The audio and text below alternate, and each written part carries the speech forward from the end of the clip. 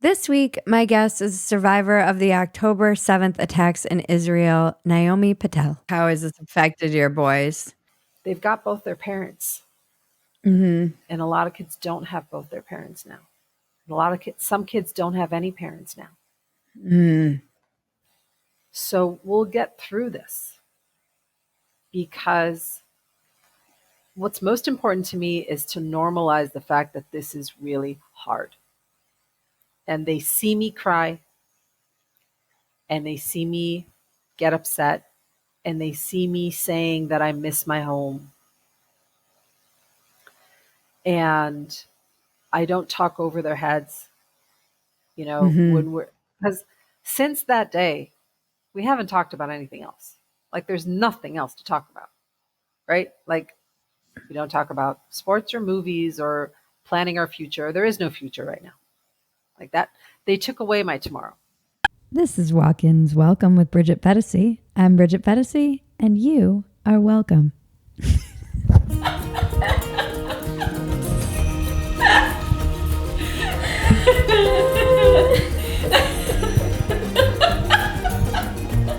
You know the drill. Please subscribe, rate, comment, share, reach out, tell your friends, send smoke signals, whatever. We love your feedback and we want to hear from you. If you like our work and want to support us, the best way to do that is join Phetasy.com. You'll get access to behind-the-scenes content, outtakes, discounts on merch, and the ability to submit questions for some of our upcoming guests. Support your favorite scrappy little internet heroes at Phetasy.com. Walk-Ins Welcome is brought to you by Patriot Gold. Call 888-614-9238 for a free investor guide today. All right, everyone. I am here with Naomi Petel. Welcome to Walk-Ins Welcome. Thank you so much for sitting down with me and talking. Thank you for having me. Naomi, this is probably one of the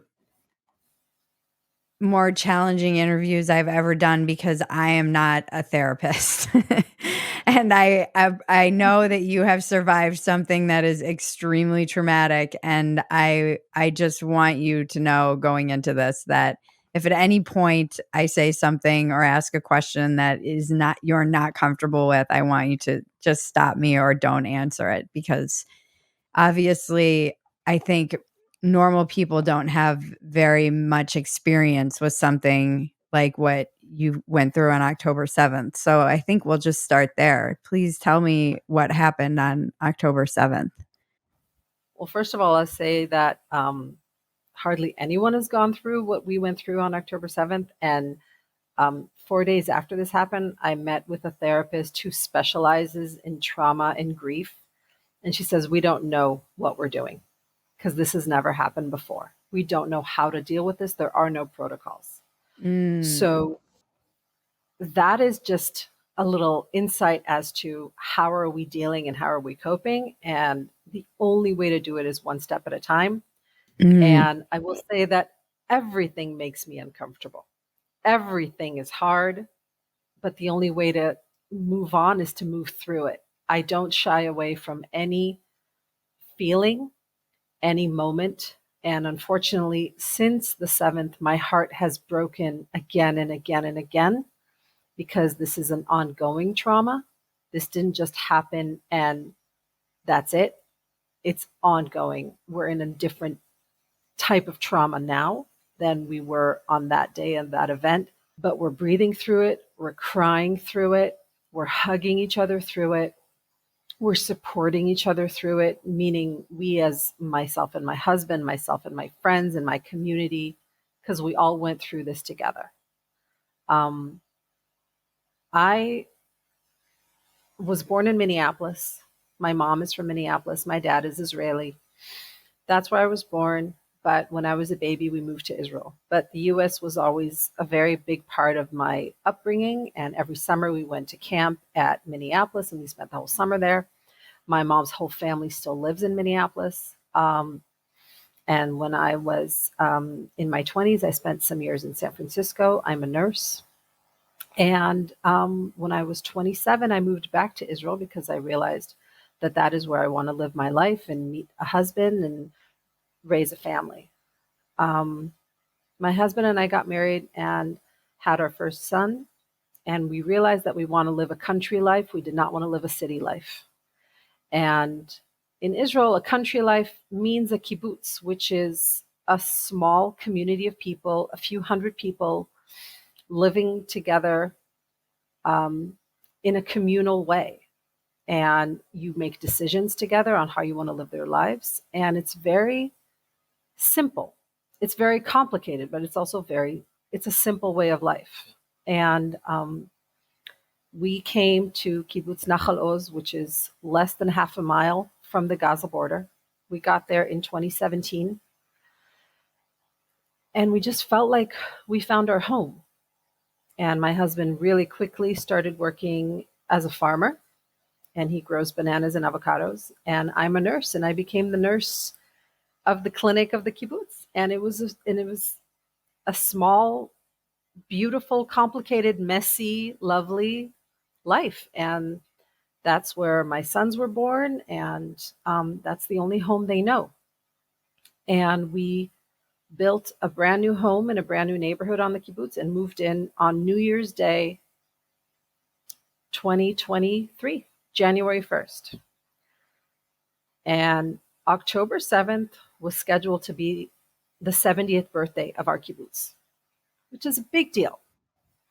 And that whole week, we had rehearsals for a big show, and we were all in it. My three boys were dancing, had a dance routine. I had a skit that I was part of. My husband is a singer, so he sang. And the night before, October 6th, we had the dress rehearsal. We had one run through, and the director was just so proud of us that we did it all in one go, and there were no glitches. And that's how we went to bed the night before in our brand new house, our three boys sleeping in their room and thinking that tomorrow's going to be a great day. We had heard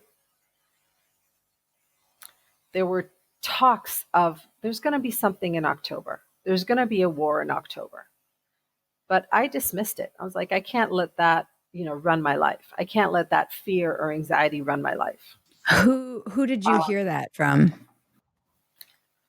Different army sources, because I'm a nurse that works also with the military, and living less than half a mile from the Gaza border, you hear a lot of military presence, and you're like, someone was saying, a lot of people were saying something's going to happen in October.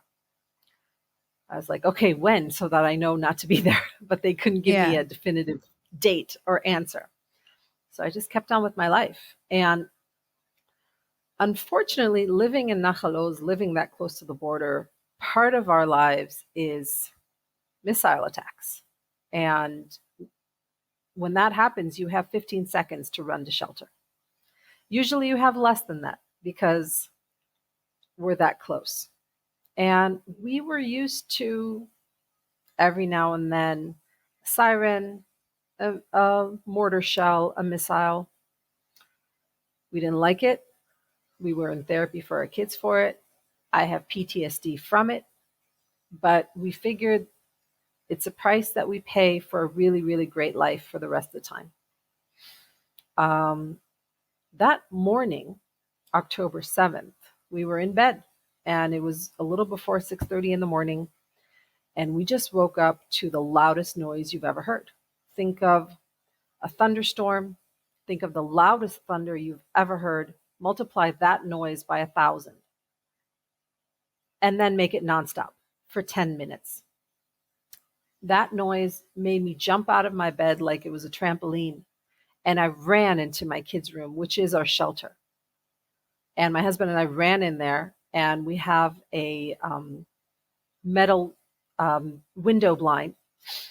We closed that, and we closed the metal door to the shelter, and we just stood there, just holding each other, thinking, what the hell? This isn't stopping. This isn't stopping. It was nonstop for 10 minutes. Boom, boom, boom, boom, boom, boom. 10 minutes is a really long time. Yeah, that's a And long time. it's a long time, and it didn't stop. And I just like, can I curse here? Of course. I'm like, "What the fuck? What the fuck? What the fuck?" And my kids somehow were still asleep. That didn't wake them Mm. up.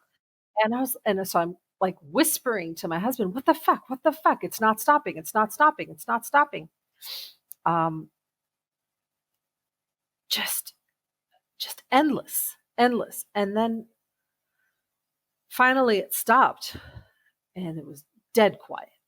And we got out of that room and went to get our cell phones, which were still in their chargers in the kitchen. We went to get some water. We went to the bathroom and we opened our phones and saw a security message saying, like, something's happening. We're trying to figure it out.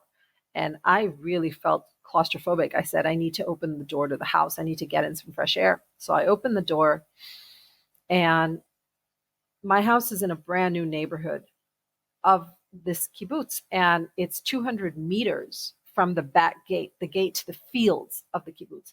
And I saw cars that I didn't recognize driving into the fields.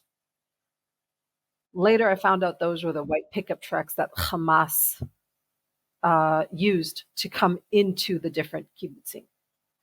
But I didn't know that at the time. I just didn't understand what I was seeing. And I told my husband, like, there are cars outside and they're driving after what was the the the single greatest, like, missile attack. Why are there cars outside?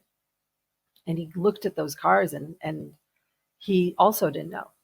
And then a couple of minutes after that, we got another security message saying, we're in a complex situation.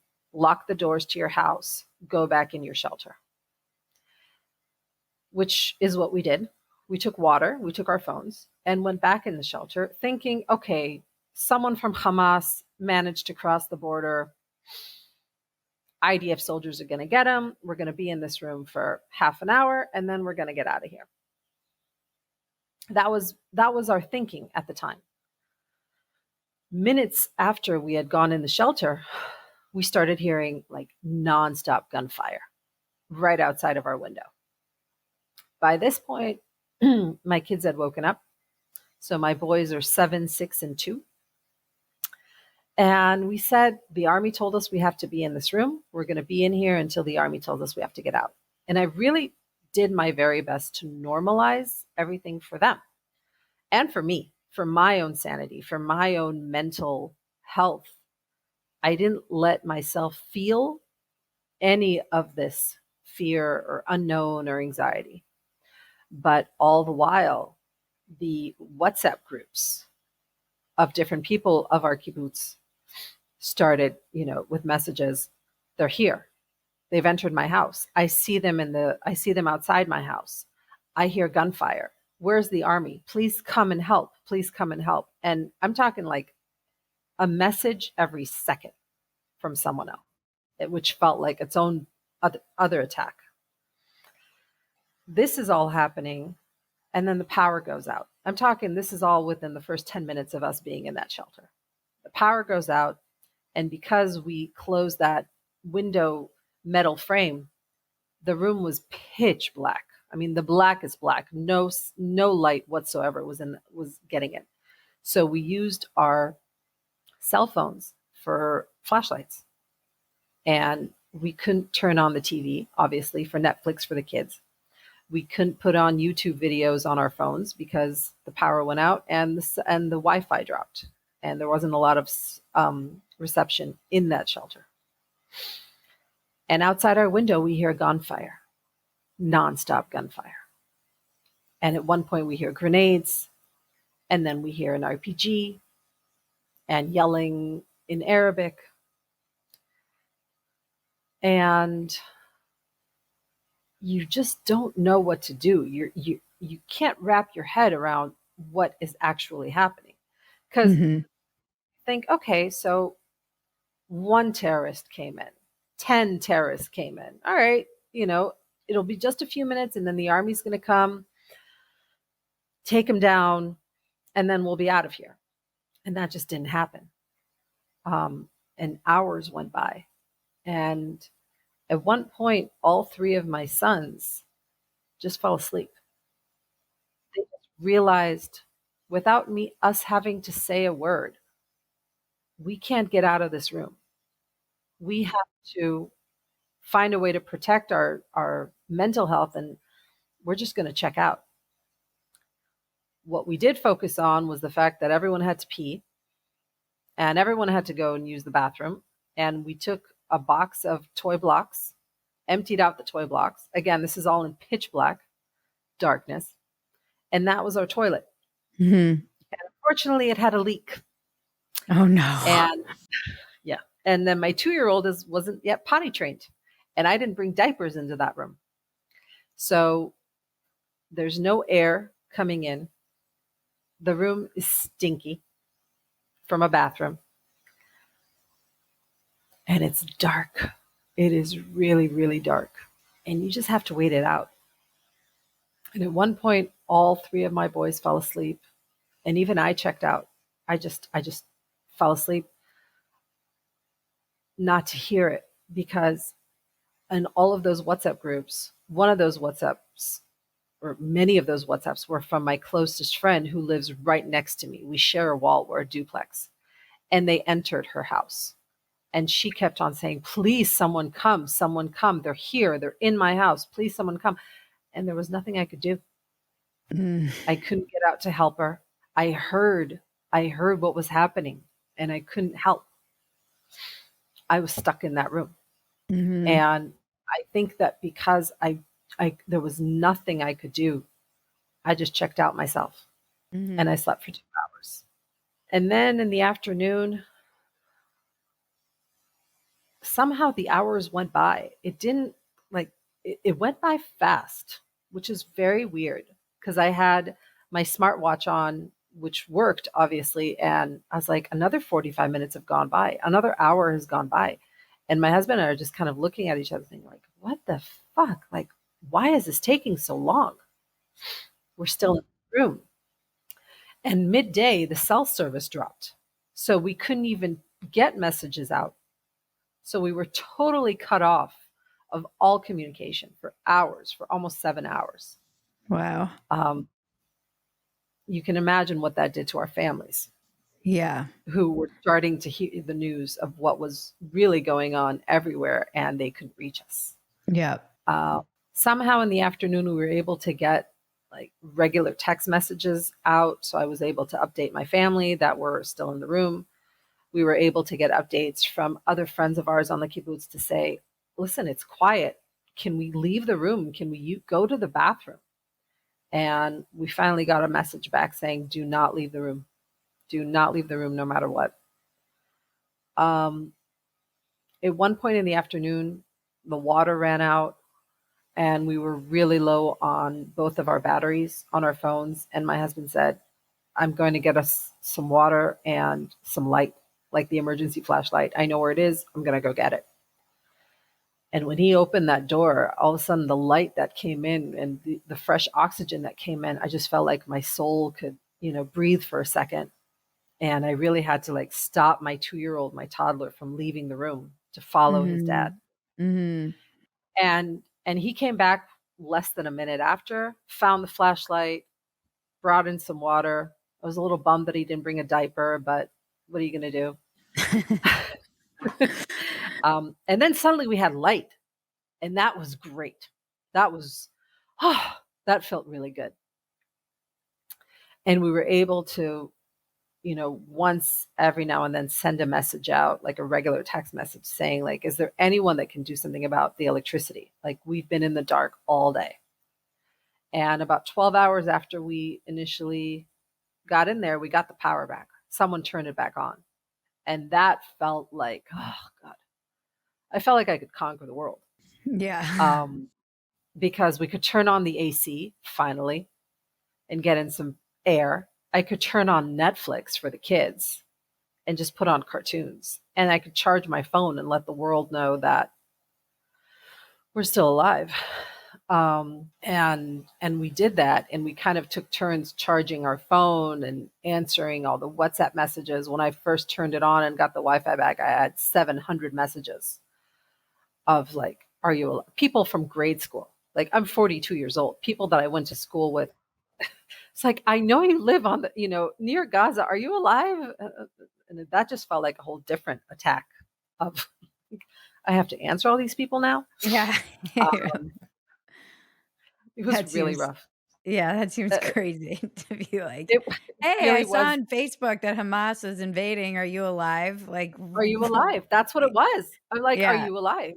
And I like was you're like, gonna yes. answer that if you're I was not, like, you know? well, uh, I, yeah, seriously. But people were terrified because people were watching the news. I had no idea because I was literally physically in the dark that this was happening anywhere else. I had no Yeah, idea. yeah, But people who were watching the news that day, I mean, my or being sister-in-law, online. yes, and seeing the videos and seeing the Facebook lives, 2 of those Facebook lives were from my friends on the kibbutz, right? That Ugh. was happening to them. I had no idea because I had no reception in the morning, and then we had no cell service. So, and I had no idea for a few days, like the scope of what had actually happened. I was honing in on just being sane and keeping my shit together for my kids and for myself. That's all I could do. I mean, this wasn't even a fight, flight, or freeze because I didn't freeze. I definitely didn't fight and I definitely didn't run away, but maybe I did run away because I just checked out. Like there was one point in the middle of the day where I was having a little freak out and I was telling my husband, I got to get out of this room. I want to go to the bathroom and I don't want to do it in the corner. I was like, I want to sit on a toilet like a person. I do not want to. And I started tearing up and crying and my husband was so calm. He's like, I know, I understand, but you can't. You just can't. And it really sucks to like squat down in the dark with 4 of your family members and miss, Yeah, sorry, because it's pitch black. yeah, Um, and then it leaks. I mean, we really focused on that because we had no idea how terrible the reality of what was happening outside. yeah. But but when and then when the power came back, I was like, oh, wipes, there they are. It's We had no such like idea. your world gets so small. My And world those became this small. yeah, I was I mean, I'm a big girl. And I was sleeping in my toddler's bed. That's how small I made myself. And I was like, there's nothing else I could do. There's nothing else I can do in this situation. I have no battery. I have no light. I have no ability to do anything other than just be exactly right here. So that's what I'm going to do. And I remember throughout the day, my husband and I were saying to each other, we're handling this really well. We're handling this shit really, really well. Kind of trying to explain to our kids, like, I know this is really hard because at one point my son was saying, this is so boring. We've been in here for hours. And I yeah. said, I know it's really hard, but you're doing a great job. And we kind of looked at each other, my husband and I, we're both doing a really good job. Um, the Army got us out a little after 1 a.m. So 19 hours after this started, that's when we were able to leave the room for the first time. And the kids had already obviously fallen asleep again. And I was texting my friend, who I share a wall with, like, how are you guys doing? And she says, we're freaking out. We got to get out of this room already because she has 3 kids just like I do. And their house, later I found out their house was broken into and Hamas set up a command post. And then women and children who crossed the border, who crossed the fence and came and looted and stole and destroyed their entire home. And they even took out their there's a hot and cold water machine. I don't know what it's called in the States, but you just press a button and you get either hot and cold water. They Yeah. yanked that out of the wall, okay, and made the room, and they flooded the house. But that, it ultimately saved the family. because when they tried to throw a burning tire into the house to burn them alive or to smoke them out, the house didn't catch on fire Wow. because the house was flooded. So she and I were texting each other from like 9 p.m. all the way until 1 a.m., a little after 1 a.m. when the army got us out. And um, the way they got us out was, it was our friend. I recognized his voice, and he yelled through the window, and he yelled out our names, and he said, I'm here with the army. It's okay. You can get out. And that was when we opened the door, and I just saw these young boys in full gear of uniform, and I saw my friend, and I jumped on him. I just hugged him. I was like, thank God. And my sons woke up, and they were really afraid. Suddenly it was very daunting because they're small boys, suddenly to see soldiers in full gear, like helmets and vests and weapons and everything. Um, they were shaking, and the first thing I did was put a bra on, because this all started at 6:30 in the morning. I was asleep. Yeah. Um, and they said, you got a few minutes, pack up what you can. And we packed up their clothes, but we forgot to bring them shoes. For whatever reason, we forgot to bring clothes for us, for my husband and I. I remembered to bring my laptop, but not my charger. I remembered, I, the things you remember or the things you don't. It was very surreal. And we left the house, and there was a corridor of soldiers surrounding our house to make sure that it was safe. And they put us on a Jeep. A kibbutz is like a very small, little, picturesque town. Yeah. It's very quiet. It's all private homes. It's all green grass and flowers. And all of a sudden, I see a row of burnt cars, mine and my husband's included. And we were put on a Jeep to take us to a safe, secure facility that every family that they rescued, they took to that facility. And I just remember asking them, what about the family next door? What about my family next door? Like, are they safe? He's like, yeah, they're next. They're next. And we got on that Jeep. And I mean, each soldier carried one of my kids, and my husband carried the baby. And I just carried like whatever duffel bag I found that we could like stuff whatever into. We drove for just 2 minutes, but I saw like fires everywhere, and Jeeps and tanks, and a war in Mhm. my beautiful little picturesque village. And I was like, what the fuck happened here? Because I heard it all day, but I didn't let it sink in. So when we got to um, that building, I suddenly saw my 89-year-old neighbor with her caregiver. I was like, how the hell did she do this all day? Where did she pee? Or Yeah. I saw a couple with a 2-month-old baby. I was like, how did they do this all day? And I saw, so all of a sudden I'm seeing these people, my neighbors, these people that I've known for years. And I was like, we all went through this. We all had to endure this.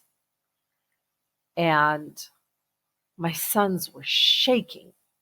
And I just said, it's okay. It's okay. Mom's here. Your friends are here. Look. And I finally got to see my neighbors, and I kind of just so relieved. And I said to my neighbor, I was like, what happened? Where was the army? And he said to me, they killed the army. I was like, what? Yeah. And I didn't even let that sink in. Is that what When happened? They just they overwhelmed stormed, the army? they stormed and conquered army bases. Mhm. They they they shot at the cameras. The Mhm. surveillance cameras took them down. Stormed army bases at 6:30 on a Saturday morning on a holiday. Mhm. And I mean, that's where they took most of those girls, those women soldiers that are still hostages. They're from the base right outside my kibbutz. Mhm. all those videos of those girls, those 18, 19, 20-year-old girls, they're from there.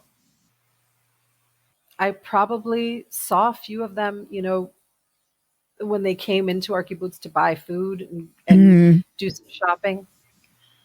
Um, they were there to keep me safe. It's really hard for me to know that they're there, mm, and I pray yeah. and I pray that they're back today. I want them back today.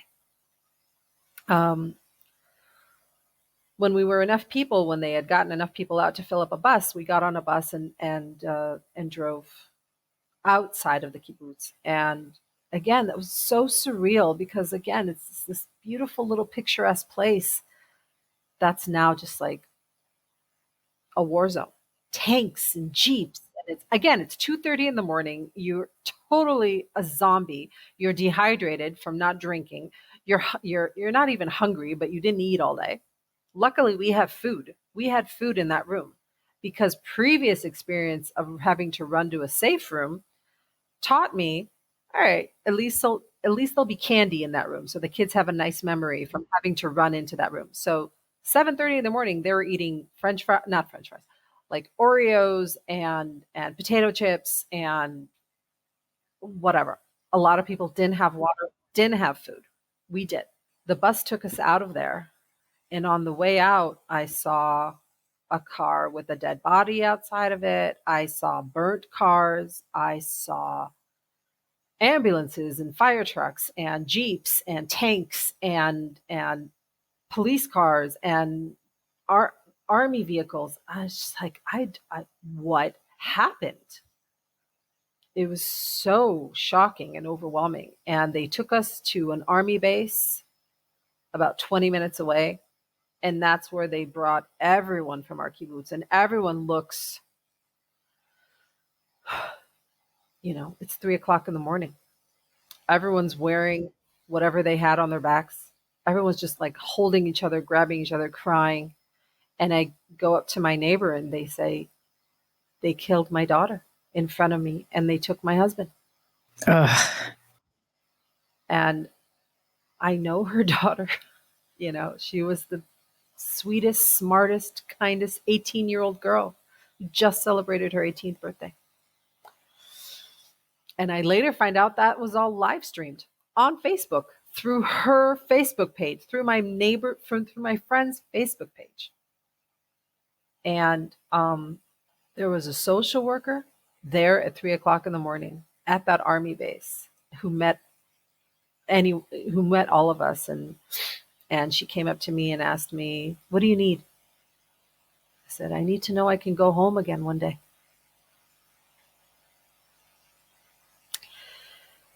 I still need to know that. I still don't have the answer to that. So if your question is, are you going to go back home? I honestly don't know. Yeah, it wasn't really a question. I was thinking I wouldn't know what I wouldn't know either. I don't, and I didn't live through that. But even just hearing your story, did they go into your house? So no, they weren't able to enter our house. My neighbor who lives right behind me saw them come to my door. When I calculated the times from when she said they came to when so from when we got the security message, they were at my door less than a minute after I locked the door, the front door to Oh, the house. wow. And they shot at my door, and one of those bullets lodged into the lock and permanently locked it. Wow. So they didn't come in. Because if they had come in, you wouldn't have been talking to me. I'd be dead. How many people in the kibbutz, your kibbutz, were killed? 15. Wow. 15 were killed. 7 were taken. 5 have been released. 2 men are still there. 2 fathers. Uh, one of them whose 18-year-old daughter was killed in front of him. And Mhm. another father who has 2 little girls. The youngest is not even a year old, and his oldest daughter is 2.5. and we're not whole without them. It's when terrible things happen in the world, and they do every day, but you don't know the people, you don't know the area, you don't recognize that it doesn't belong to you. You can sympathize and empathize in a way as a human, but it doesn't sink in. This happened to us. This happened to my people, not just like, my Israeli people. And by the way, not just Jews. My husband has Thai workers. They killed one of them that day with a shovel. And a Thai worker is not a Jew. And they Mm. knew it. And it wasn't the Hamas that killed him that day. It was the looters. It was the Oh god. civilians, the innocent, non-related to Hamas people who crossed the fence, came in to steal and destroy everything they could. And they came to the Thai workers' compound where they live and fought them with whatever they could find. And one of them was beheaded with a shovel. I feel like they live streamed that too. Was there a lot of workers from Gaza in the kibbutz? Was it one of the places that had people kind of coming and going? Were there people there who were like peace? Were you there kind of on the peace mission? My husband employed people from Gaza to work in the fields for 5 years. He worked with them shoulder to shoulder. And if you know anything about growing bananas and working with bananas, you work with a machete knife. Those are some serious knives. And they had them. And he worked side by side with them every day for 5 years, never feared for his life or for the lives of anyone else. That morning, he had 20 workers from Gaza in the fields, and he was very worried about them. And the first phone call he made was to the contractor who drove them in and out every day, not from Gaza, from a Bedouin city, 25 minutes from us. That's where they slept every. So the contractor would cross the border on a Sunday or whatever and sleep in that Bedouin city all week, and then at the end of the week he would bring them back over to the border crossing, and they would go back to Gaza, and they would make 10 times more money working for my husband than they would working in Gaza. And Mm. the first call he made was to that contractor and said, "Are you guys okay?" He says, "Yeah, yeah, yeah. We got in our car and we were out of there because one of those mortar shells or missiles hit, very close to our car. So we left." And then that same contractor, as soon as he figured out what was happening, he drove straight to a police station and handed them over. And they were questioned, Wow. um, and to make sure that they were not informants. And those Mm. men were cleared. They were not involved. So that's good that they were cleared. That would be another heartbreak, I would imagine, on top of heartbreaks. Yes, but we don't know who built our homes. We don't know, Mm. you know, we don't know who did the landscaping. There are other Right. kibbutzim where men worked there for years. They were part of the kibbutz. They were treated as part of the family, and they later found out that those men were informants. Ugh, gosh. So the crisis of faith is is all encompassing because Mm. I don't trust anyone right now. I don't trust, I don't trust anyone from Aza. My husband says I will never hire anyone from Aza to work for me. I don't trust. I don't trust the army that will tell me that it's now safe that you can go back home. I don't trust anyone. Um, I lost all sense of. I didn't call it naive. I won't call it naive, but all sense of like I trust. I trust that you guys know what the fuck you're doing to keep me and my family and my children safe. Which is why I don't know if I can ever believe someone who will tell me it is now safe. You can go back home. Yeah. Yeah. Yeah, that seems like the question that I definitely see everyone had when you see those text messages, like, "Where's the army? Where's the army?" Um, what is the overall feeling there about this failure of being able to predict this? Is there a general sense? Is there a theory? What are you hearing about I'm this? hearing that the conscious, responsible people admit to their failure and apologize. I'm hearing that because we're still in the midst of this war, this is not the time to investigate it. And I Mm. can respect that because Mhm. the people who are in it right now, I mean, in the war, in the war rooms, in the army bases, definitely in Gaza, they don't care right now about who was responsible on the 7th. They're like, how do we get our people back? How do we make sure this doesn't happen again?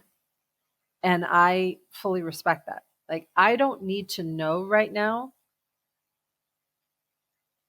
who was responsible and who wasn't. I don't need to know that. I will later on, but this is not that time. Yep. Right now, I need to fully support the soldiers who are doing an unbelievable job eliminating a threat of, of a terrible terrorist organization who took all the money it's received from the world to better its people, to build an underground Gaza of a city of tunnels, basically, more than the London tunnel system, and I think even more than the New York City tunnel system, underground system, left its own people to, you know, go hungry, go uneducated, and be hurt, and they don't give a fuck. Um, and to get our people back, Mhm. that's and I don't know how you do that. Again, I'm a nurse. Yeah. I'm not an army intelligence state official in any way. I'm a nurse, I'm a mom, I'm a wife, I'm a community member. Customers are rushing to your store. Do you have a point of sale system you can trust, or is it a real POS? You need Shopify for retail. Shopify POS is your command center for your retail store. From accepting payments to managing inventory, Shopify has everything. With Shopify, you get a powerhouse selling partner that effortlessly unites your in-person and online sales into one source of truth. Track every sale across your business in one place and know exactly what's in stock. When I'm selling merch out in the world, it's great to be able to have online and inline ability with Shopify. Shopify helps you drive store traffic with plug and play tools for both marketing campaigns from TikTok to Instagram and beyond. Get hardware that fits your business. Take payments by smartphone, transform your tablet into a point of sale system, or use Shopify's POS Go mobile device for a battle-tested solution. Plus, Shopify's award-winning help is there to support your success every step of the way. Do retail right with Shopify. Sign up for a $1 per month trial period at shopify.com/WIW, all lowercase. Go to shopify.com/WIW to take your retail business to the next level today. Shopify.com/WIW. Gold has soared past $2,000 an ounce, guys. Wars in Israel and Ukraine and rate cuts on the table are fueling gold's meteoric rise. There's a direct correlation to the national debt and price of gold. In 2020, the U.S. debt was $23 trillion and gold was $1,500 an ounce. In 2023, the debt is 33 trillion, numbers you cannot even get your mind around, and gold is over $2,000 an ounce. Donald Trump warned the U.S. dollar no longer being the world standard will be our greatest defeat in 200 years. Call the proud Americans of the Patriot Gold Group today before it's too late. Mention Bridget Phetasy, and you'll always get best-in-class service from Patriots protecting patriots. Patriot Gold Group has a no-fee-for-life IRA where your IRA or 401k can be in physical gold and silver, and you may be eligible for the no-fee-for-life IRA on qualifying rollovers. Call 888-614-9238 for a free investor guide today. Patriot Gold Group is Consumer Affairs top-rated gold IRA dealer 7 years in a row. Call 888-614-9238. Mention Bridget Phetasy. How many kind of refugees are there in Israel from the I know they evacuated the south. I know that how many are there? They evacuated the south and also evacuated the north because Hezbollah is also a threat. And if it really starts to engage in a war, we are in some deep, deep shit. So they evacuated them because Hezbollah is also firing missiles, and that's a whole other complex situation. But we are, I think, roughly about 150,000 refugees right now, with no help from the UN, by the way. Even And though, yeah, that's seems. I wonder why. do you sense, where is everybody staying? So, my kibbutz came to stay with a kibbutz up north, about 2 hours from Nachal Oz. We're staying in a different kibbutz here up north, and about 70% of us are here, and other the other 30 have just gone elsewhere, figured out that for jobs, for family issues, for medical issues, they've gone elsewhere. So yeah, I live in a dorm room right now with my husband and 3 kids. Um, a 25 square meter room. I don't have a kitchen. I haven't cooked a meal since the 6th. I haven't had privacy since the 6th. There's a communal dining room where we have our meals. We have, we're like 10 rooms to a building, and each building has 2 washer and dryers. So we take turn, using them.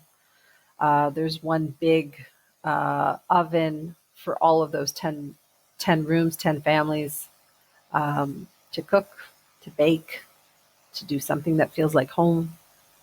Mm-hmm. It's very, very, very, very hard, but my kids feel safe here.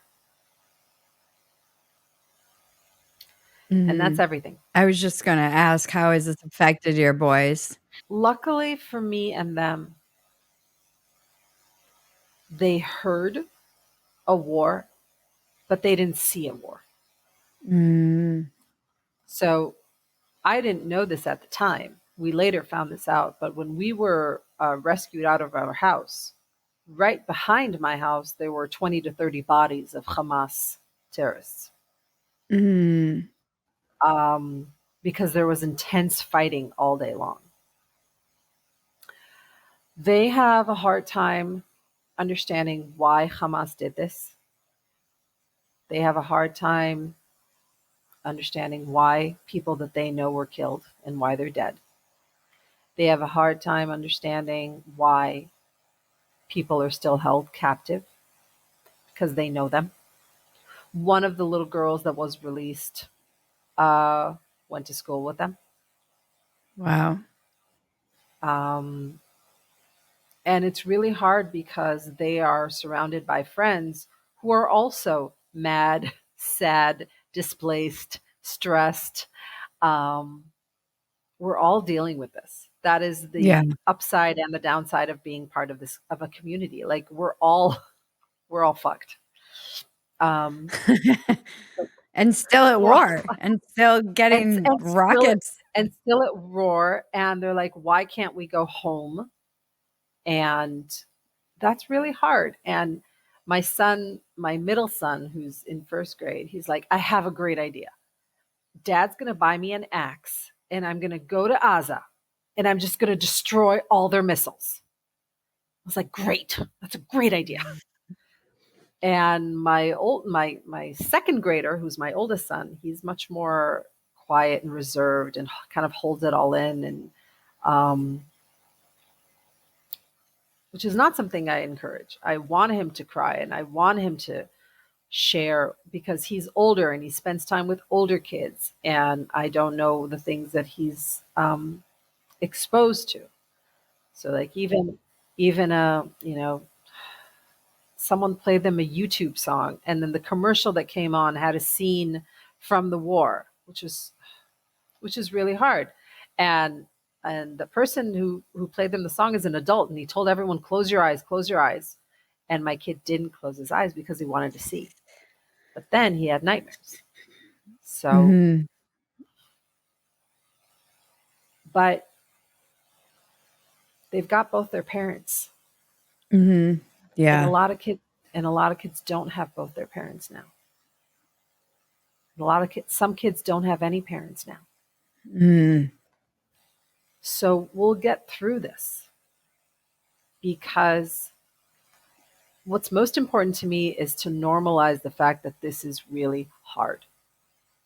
And they see me cry, and they see me get upset, and they see me saying that I miss my home. And I don't talk over their heads, Mhm. when we're, because since that day, we haven't talked about anything else. Like there's nothing else to talk about, right? Like we don't talk about sports or movies or planning our future. There is no future right now. Like that, they took away my tomorrow. Ugh. So this is all we talk about. And they're there with us, right? And we tell them, we're going to talk about that day. Are you okay with it? Do you want to leave the room? Do you want to, I don't talk over their heads. I don't talk in code, but I hope to God they haven't heard from anyone else about the rapes or the beheadings or the mutilations, and because I don't want them to know that for a really long time. Yeah, I they're don't we still don't very we, young. They're still very young. We don't watch the news um, Yeah. when they're awake. We watch a lot of Marvel movies Yeah. because that helped on that day. Yeah. So, in the aftermath of this, w what has been the most unexpected reaction? Before we kind of started recording, you talked about how you wanted to talk about this because of the disinformation and misinformation and lies, and I see it in stuff people send me just from, TikTok or Instagram, and a lot of this uh denial that's going around.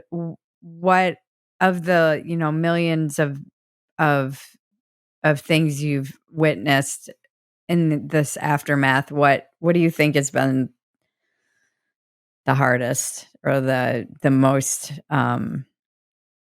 what's kind of, I don't even know how to ask the question, like, what's really been the most upsetting to you in the aftermath, seeing the way it's been presented? The millions of heartbreaks you mentioned. Hamas doesn't deny what they did. Israel doesn't deny what they did. It was taken on their GoPros and on Facebook Live, and those Telegram groups were there from and uncensored. I haven't seen the vast majority. I haven't seen it. I'm scarred enough, thank you. But it's Yeah. all there. It's Yeah. all fucking there. And yet, we're the bad guys. Like, you come to my house, you try to burn it, you break in and you kill anyone you can. You know what they did? I have a 85-year-old neighbor who figured out what was happening, whose wife has Alzheimer's. and whose daughters and granddaughters were in the room. And he said, "You know what I'm going to do? You guys go into the shelter, and I will sit on the couch, and they'll think that I'm alone, and so they won't go searching." And that's exactly what they did. They killed an 85-year-old man sitting on a couch. They took my 84-year-old neighbor hostage, and they put her in a tunnel by herself for 50 days. Opened the door every morning to give her 6 dates to eat. Sometimes she had water, sometimes she didn't. She luckily took her medicine bag, which kept her alive. But when, like, why would you take babies? Why would you take little kids? That's not resistance. That's not freedom fighting. That's not, why would you burn and behead and mutilate people at a party? Yeah. And all the information is there. It's all Yeah. there. This is cannibalism. This is terror in the worst possible way, and it was shown to the world. And the initial shock was the Ivy Leagues. That was the Yeah. initial. But in a way, I'm happy because it shocked the rest of the world. It's like, Mhm. really? This is what kids who got into the top schools, this is what they believe? And this is what the college administration allows them to believe? They're not stopping this. So, I'm a very, despite it all, even through this all, I'm a very optimistic person. I hope this wakes up people to say something is deeply wrong. And with the education system, with kids getting their information through TikTok, calling me a Zionist colonialist. Zionist is not a bad word. Get your Mhm. facts straight. Zionism only means that the Jews are allowed a land and a state of their own. That's all it means. And to make me, my dad is from Iraq, okay? Yeah. To make me out to be a white colonialist, and to make my Ethiopian neighbor a white colonialist, and to make my Yemenite neighbor and my Moroccan neighbor, who, by the way, these are all countries where Jews are not even allowed to be in anymore, Mhm. right? It's just, it's it's shocking, and it's When you were made. living there, were you ever afraid? When you decided to when you were living in your kibbutz and it was so close, it seems very bold to live there from my perspective, but it's I get the sense that most people felt very safe-ish. I did. I felt I felt very safe, and that's part of the heartbreak because I don't know if I can go back there to feel safe again. But I felt very safe. I felt like, yes, we're going to have missiles every now and then. We'll run to safety. If it happens more than once, we'll pack up a bag. We'll go to my parents' house in Jerusalem. We may have to spend a couple of days there. Okay. But the rest of the time, it's pretty much paradise. Like Right. 95% of the time, paradise, 5% of the time, hell. That was the phrase before the 7th. Because when it Mhm. was good, it was really good. It was really good. It was, you know, my house overlooked the fields. We would pick up the kids from school, sit on the back porch, watch the sunset, overlooking the fields. People would walk by, walk their dogs, ride their bikes, drive around, you know, and they would come over. We'd sit and we'd have coffee together, have a beer together. It was just this community life. We never locked our doors. We felt proud and privileged to live there. I remember seeing an Oprah episode many, many, many years ago about these like formula for happiness. And one of the key elements were know thy neighbor.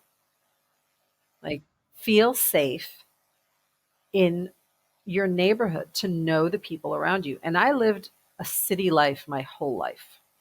And I lived in one city in the same apartment for 5 years, never met a neighbor.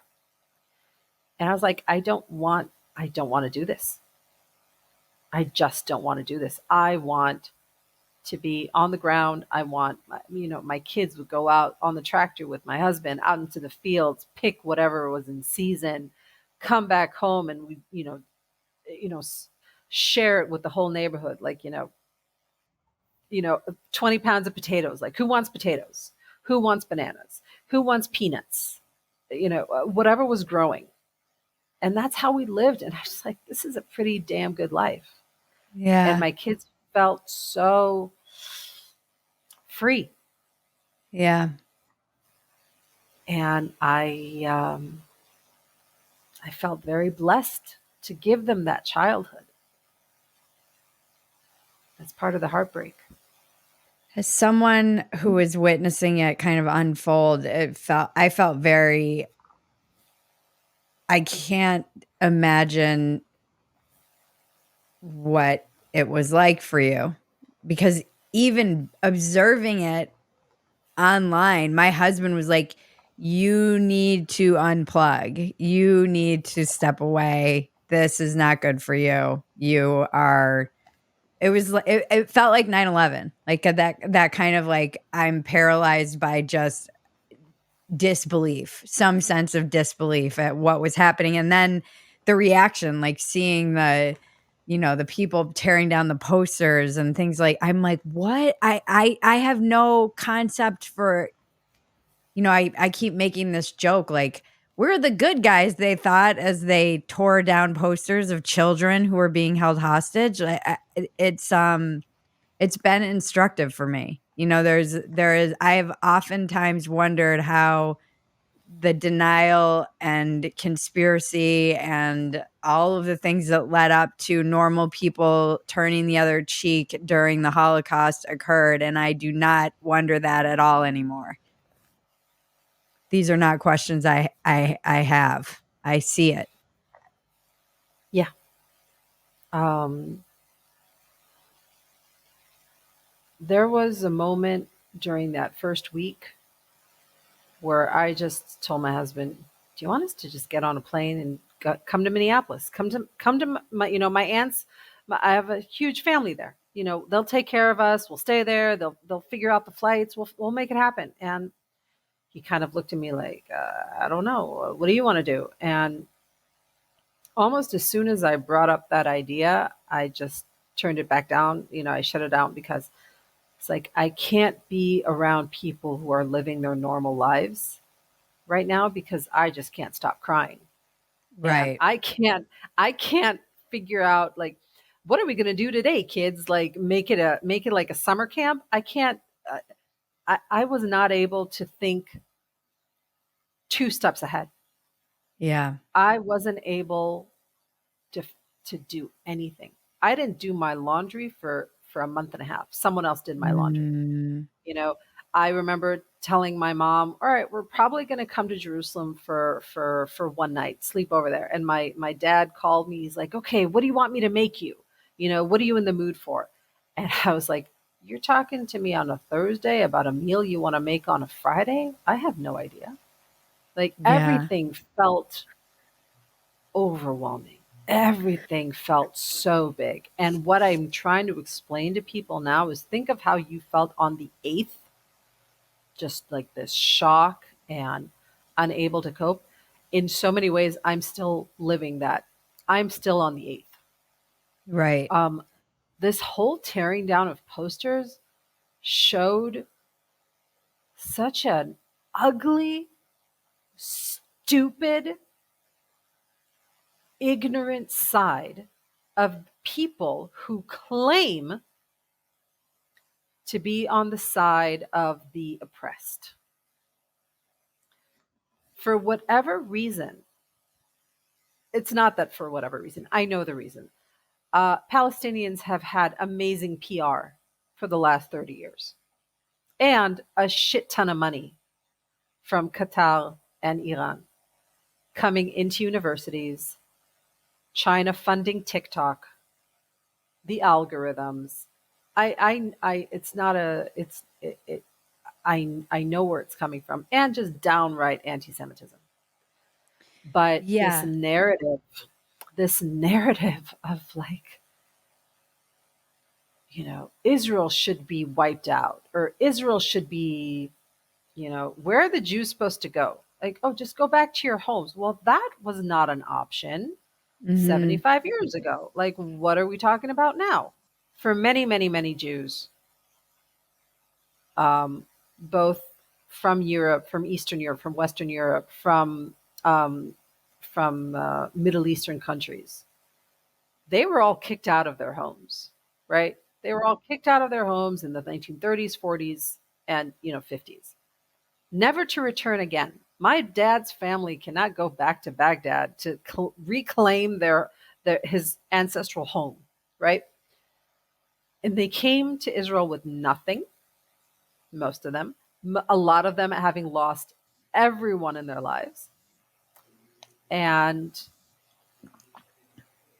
built a nation, right? That is not perfect in any way, tons of flaws, but it's done a pretty good job overall. You know, Mhm. I will say that. And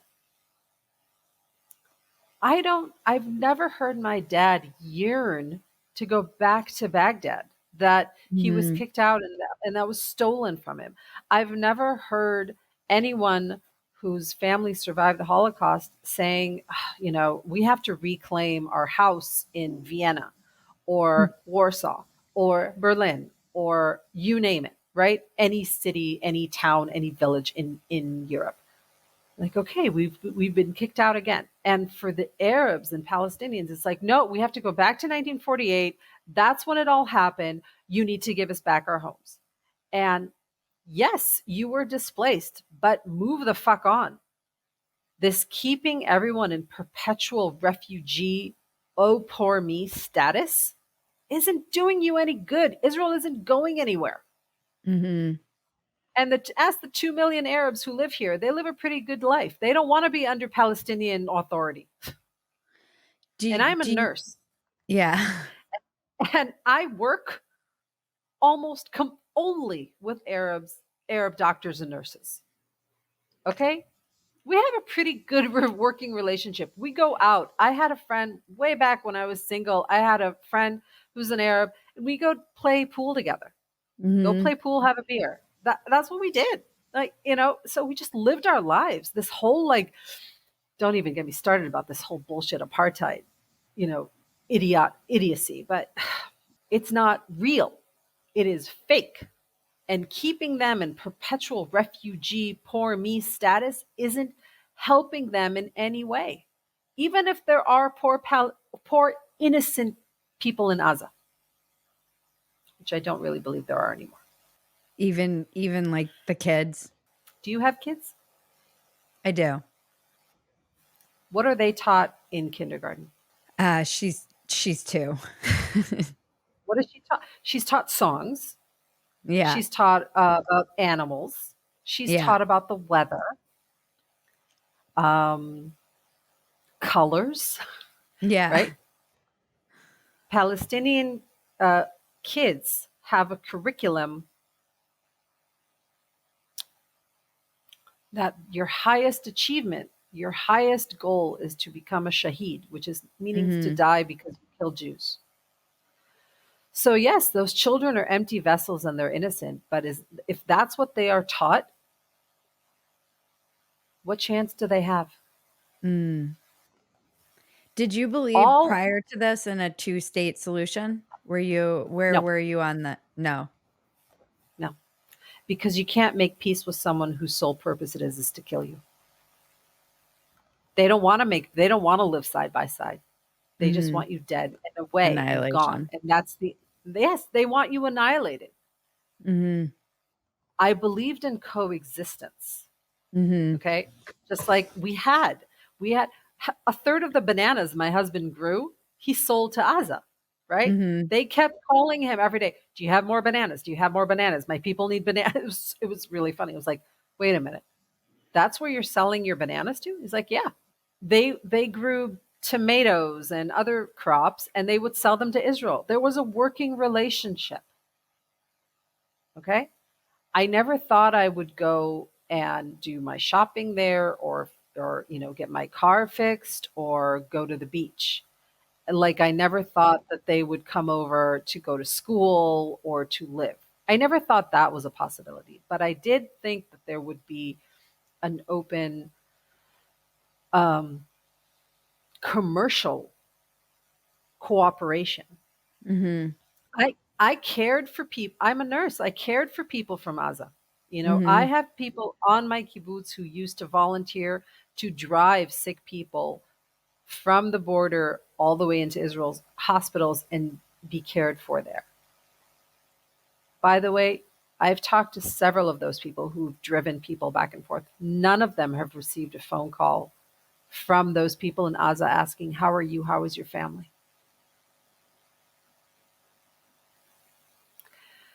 So it's a wake up call for all the people who truly believed in peace. No, because they're not taught that. And I'll take you a step further.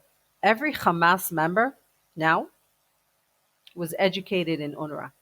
So And where is that exactly?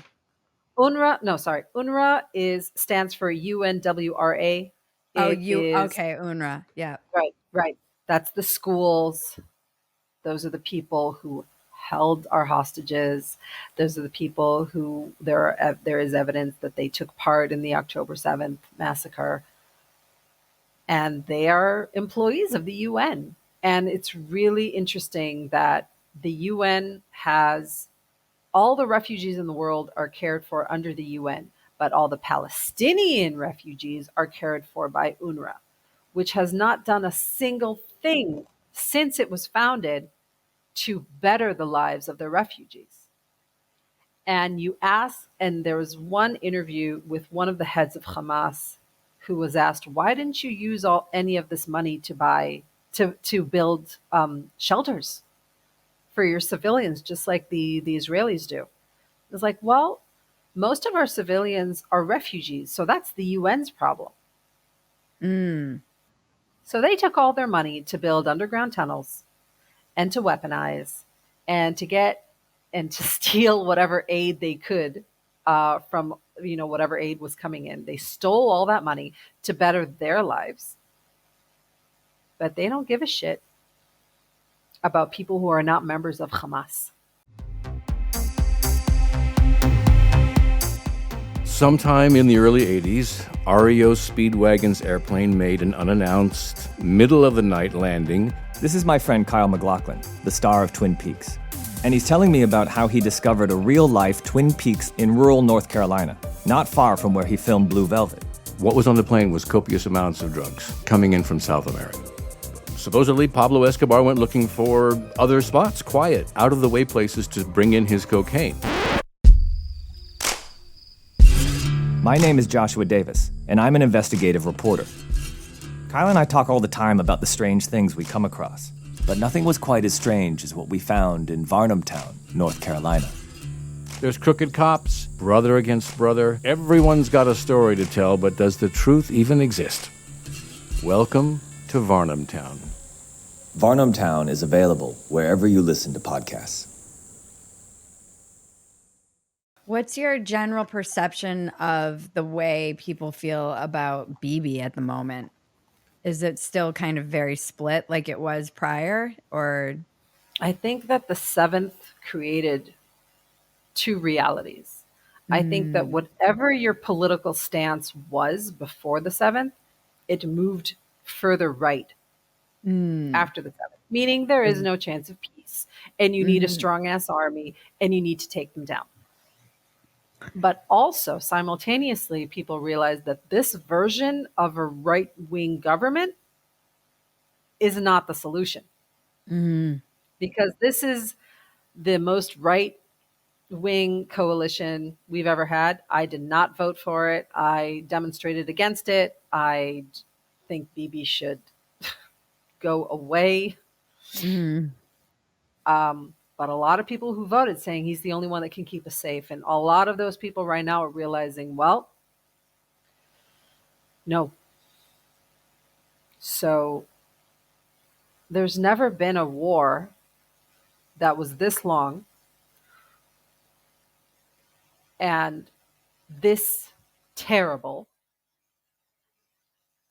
but that the people of Israel have supported because they understand the importance of it and why and what needs to be done. But the faith in the people calling the shots has never been this low because it was on their watch and it's their policy. And now you're the ones that are supposed to make it safe for me to go back home. So it's really tricky, and it only adds to, how bad I'm feeling. I just can't believe there are still hostages and that the world isn't constantly saying, this can end if you release the hostages, or, there seems like people should be calling for that. And I don't get it. Like, I don't get it. I don't get why Israel has to get attacked live, right? They didn't storm an army base, kill and kidnap soldiers. Okay? As terrible as that would be, and it would take us into a war, no doubt. But that's a military target. yeah. Okay? They stormed civilians' homes and took people out of their houses while wearing underpants because that's how they slept that night. Yeah. They took babies. There's still a 1-year-old baby I know. hostage. I think And about how is that that? child every night, particularly when I'm breastfeeding.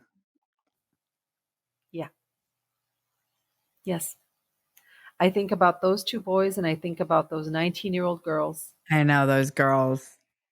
And I think about my 2 friends who are nurses from different kibbutzim whose husbands are there, but they've been somehow confirmed dead. And I think about the 2 men from my kibbutz. And I think about all the party goers. I mean, what the people in the party went through, I think, was so much worse because they were literally hunted down. And the people who survived by going into a dumpster underneath a pile of bodies. And they had to run all day to get to safety. And some of them, of course, because it was a music festival, they were, on some drugs. So I their know. experience was even more heightened and extreme. Like, all I had to do, quote unquote, was survive in my own house. Right. Yeah. And as soon as I got out, I was with my community who had gone through the same thing. These people were from all over. They go back to their homes and no one really understands what they've been through. Yeah. They can't sleep because they keep seeing all the visual stuff that they saw that day. Mhm. And that's such a complex trauma that I honestly don't know how they're coping with it. I mean, I really don't know. It's interesting. I spoke one of my friend. He's become a very good friend, is a Holocaust survivor, and I interviewed him ages ago for the podcast. And I asked him at one point if he went to therapy, and his answer was basically like every therapist kind of tells him that it's above their pay grade. Like they could try and help, but essentially there's nothing that they could offer him that he because he had survived the worst of the worst. So he felt like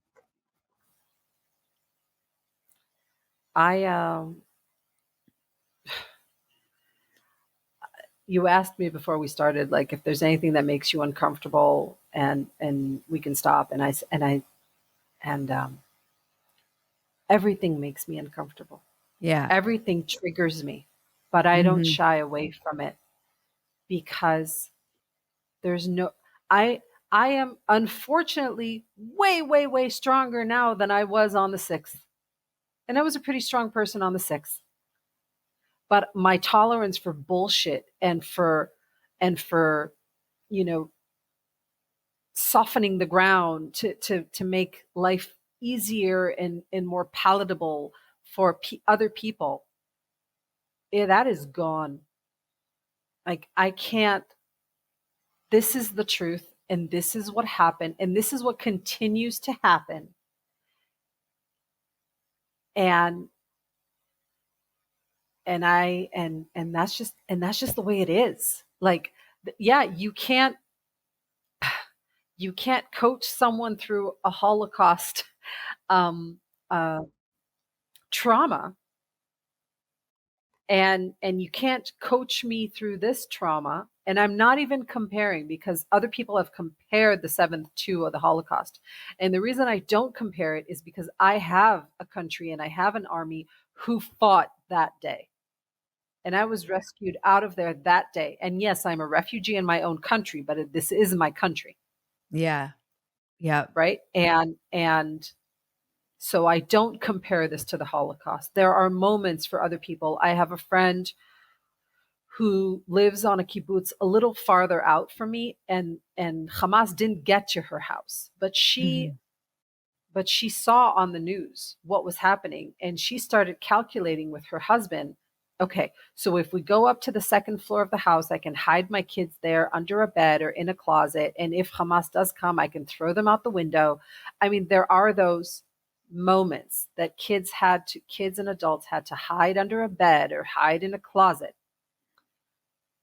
because Hamas was coming to kill them all. Mhm. Yes, there is that. But we have a nation, and we have an army, and we are more united than ever before. Like, the amount of love I've received from everyone in Israel and the entire Jewish population is unprecedented. Like, the amount of that movie that won the Oscar, Everything Everywhere All at Once, right? So I've never been more sad, heartbroken, furious, angry, heartbroken, grateful, loved, everything, blessed, everything. Like, Strong, broken. strong, broken, oh God, depressed. Like, I Mhm. was really, I celebrated my birthday this in January, and my husband said, "What do you want to do?" And I don't want to be sad. I Mhm. just want to have moments of the day where I don't feel sad, because Mm. there have been days where I was not able to stop crying. And and obviously I'm seeing a therapist. Yeah. and and Is it helpful? it's helpful because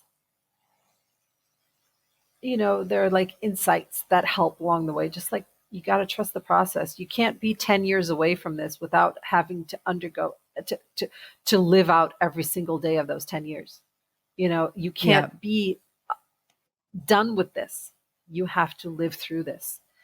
Um, and she said, and I told her, there are days where if I could, I would not leave my bed because they're so hard. And she says, Mhm. but you do leave your bed because you got to get the kids ready, and you got to send them off, and you got to get their routine going, and you have meetings planned that day, and you're busy and you're doing stuff. I said, yeah, but I really don't want to. She's like, that's the difference between depressed and want to be depressed, but moving on with your life, Yeah. because life is more powerful than anything else. Mm. Luckily, none of my family members are kidnapped. So I get to hug them, kiss them, be mad at them, um, live out my life with them, and slowly, inch by inch, keep on living. Like, my friend whose husband is still there, It's she's in purgatory. limbo. Yeah, It's you're just it is purgatory. yep. Just the parents whose daughters are there. It is purgatory. And those families aren't even alive. They're not living. They're just, Yeah. what the fuck else can we do? Who can we wake up? How can we get our people back? Those girls are probably pregnant with a Hamas baby, right? Undergoing daily rape and torture and starvation and beating. I don't even know. Yeah. I don't even know. But it is torture, and it's torture for their families and for their whole communities. And when I actually stop to think and feel all of that pain, those are those moments where I really can't go on. Yeah. It's like so many different levels of limbo. The country's in limbo, the individuals who are displaced are in limbo, the people whose families are still held hostage are in limbo. There's constant waves of grief as the soldiers who are fighting and now getting killed, these young boys. It is never ending.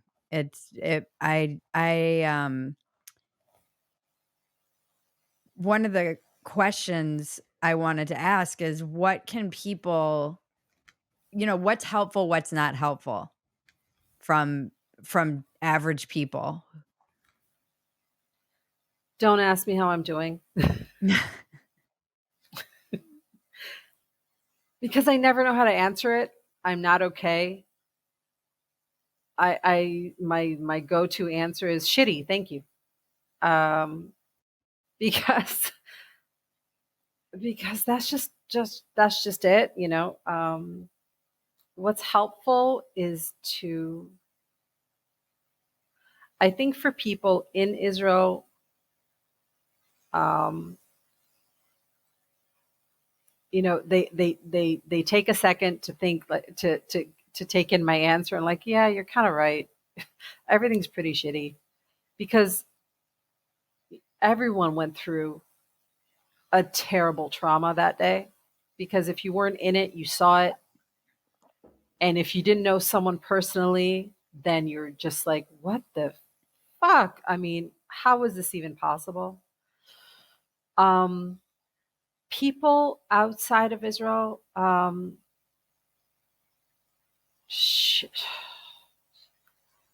just share the truth.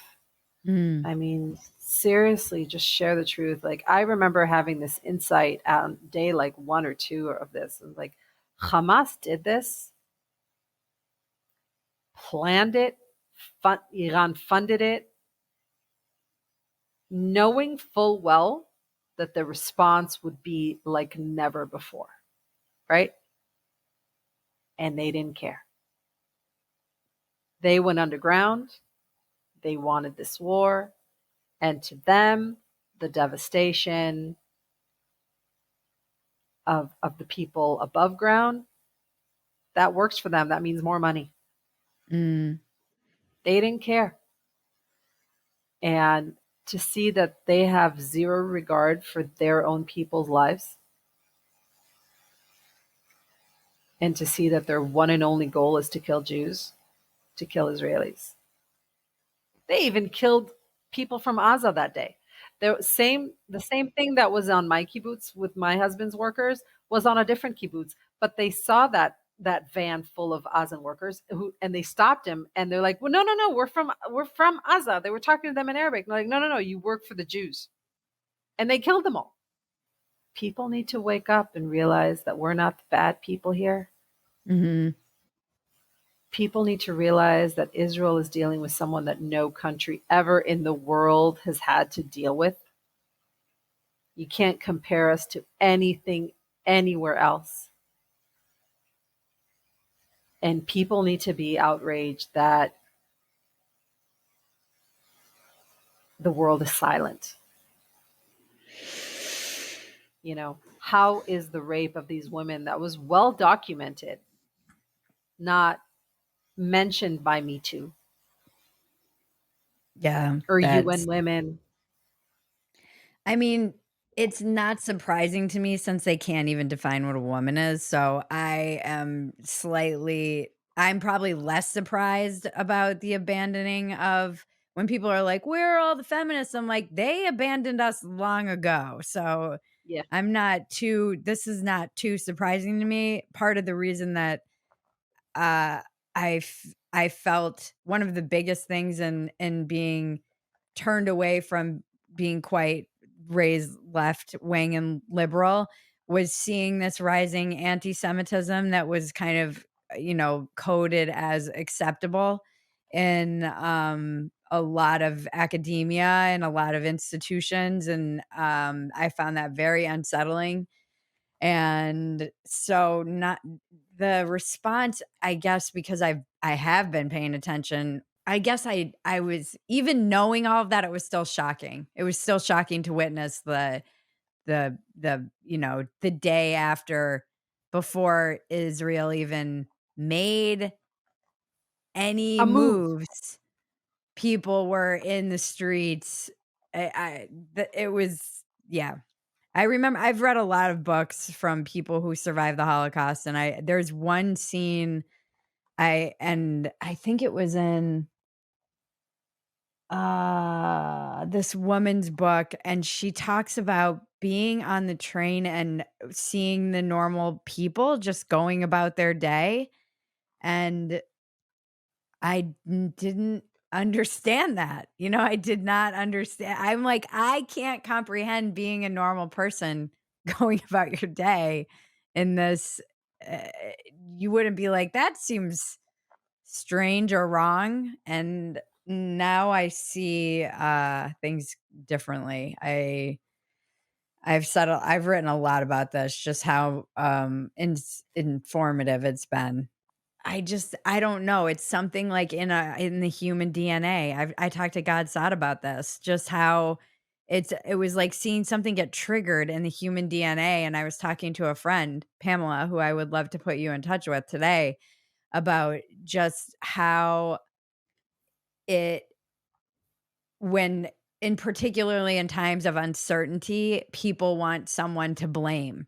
And there is this ancient Jewish oldest conspiracy theory, and it's a very uncertain time in the world, and it seems very clear to me what's happening, but yet I feel like I'm in the minority, There are unfortunately. Yeah, there are times where I wished people would just go about their day. There are times I was just like, okay, just go back to your lives and complaining about whatever is, and just leave us alone, because you don't know jack shit about this anyways. So stop thinking that you do, because I love Douglas Murray, who's a British Yeah, journalist. I know him. Yeah, Yep. right. So, and he just calls it like it Yeah, is, and he's I been love it. amazing. I just love it, because he's like, if you went to a rally, right? And someone, like, you have all these videos of, like, what does your sign say? I was like, well, someone just gave this to me. And you're like, wouldn't you read the sign? Or it's Mhm, like, if you don't understand what it means, wouldn't you look it up? And mhm. and if they're shouting a word that you don't understand, wouldn't you look it up? Like intifada, okay? And if you go again and again, it means you're either very, very dumb and a follower and you think this is the right thing to do, or you actually believe this shit. Now, unfortunately, I think most people don't believe this shit. I think they're just dumb, and I think they're following, just like the whole Queers for Palestine. Like, we won't be silenced. Yeah, like, you will be if you I go to want Palestine. You will be if you go to Gaza. You will be if you go to Gaza. Not if you go to Tel Aviv. If you go to Tel Aviv, you'll be very, very celebrated. But if you go to Gaza, guess what's going to happen? It's and and unfortunately, these are the 18 and 20 and 25-year-olds who think they know something because of a few videos on TikTok that Yeah, this that's run by this China, right? And And it's This like, is these are the people that are going to go into the workforce. Yeah, this is what's been really unsettling to me is having, people in my life who sending me videos that are like, "It does make you think," everything's like, "Just asking questions. How come the Jews were kicked out of all these countries?" And it's like, you aren't and even, like, younger people I know repeating these things, and it's like, "Well, wouldn't you think," I'm like, "They're not thinking, though. They're just repeating something that They're they're just sharing. being." Yeah, they're sharing, but they're just repeating words, and I mean, even when I was in my 20s, I don't think I thought too deeply about a lot of the things that I was parroting that I was seeing in media about being liberal. I'm not sure. I wasn't like some of my friends were truly thinking about this stuff and they were activists, and I definitely was not one of them. So I don't and you see even these kids being brainwashed in Gaza. It's very easy to brainwash children. Just look at kids who are like Yankees Red Sox fans, they're it's not How, hard to do. how old are you, Bridget? 45. Okay. You and I are the same. We grew up without a cell phone. I actually, graduated from high school in Minnesota. Mm. And how old were you when you had a cell phone? Oh, You were in your 20s. I was in my 20s, and it was Okay. So still like a flip phone, it wasn't a it was a smartphone. flip phone? No, of Yeah, course not. It was just a phone that someone could call you outside of your house. That was its sole purpose. This yeah, wasn't even text message time. This was literally like, I'm not home, but I can be reached on this phone. That's all it was. So all of your information was either from school or MTV in yeah, my upbringing, or me VH1, too. or TV shows. Like if you wanted to watch Friends or ER, which is ER is why I became a nurse because of Carol Hathaway, um, I had to be home on a Tuesday night. Like Yeah, that was called commitment.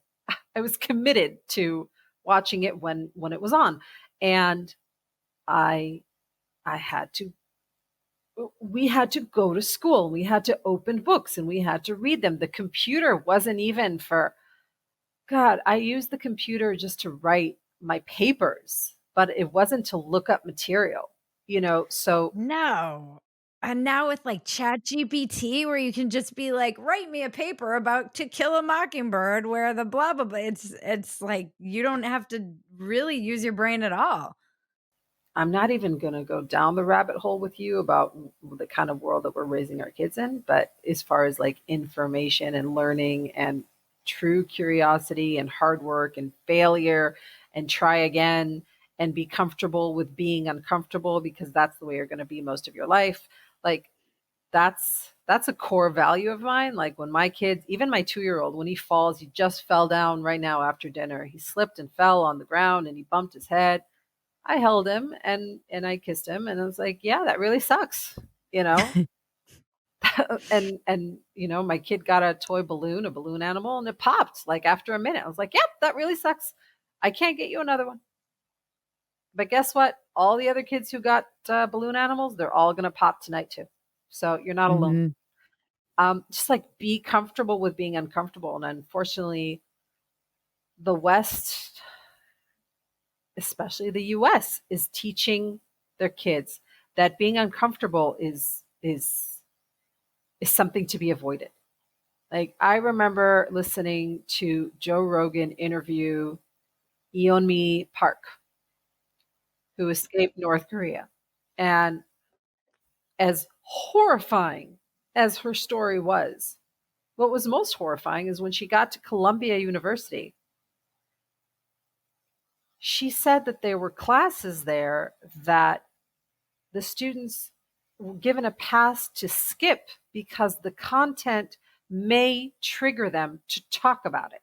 She's Yeah. like, we're not showing it, we're not demonstrating it, we're talking about it. But if you feel triggered, then you don't have to come. I was like, you're teaching a whole population of people that it's okay to be this soft and to Yeah. avoid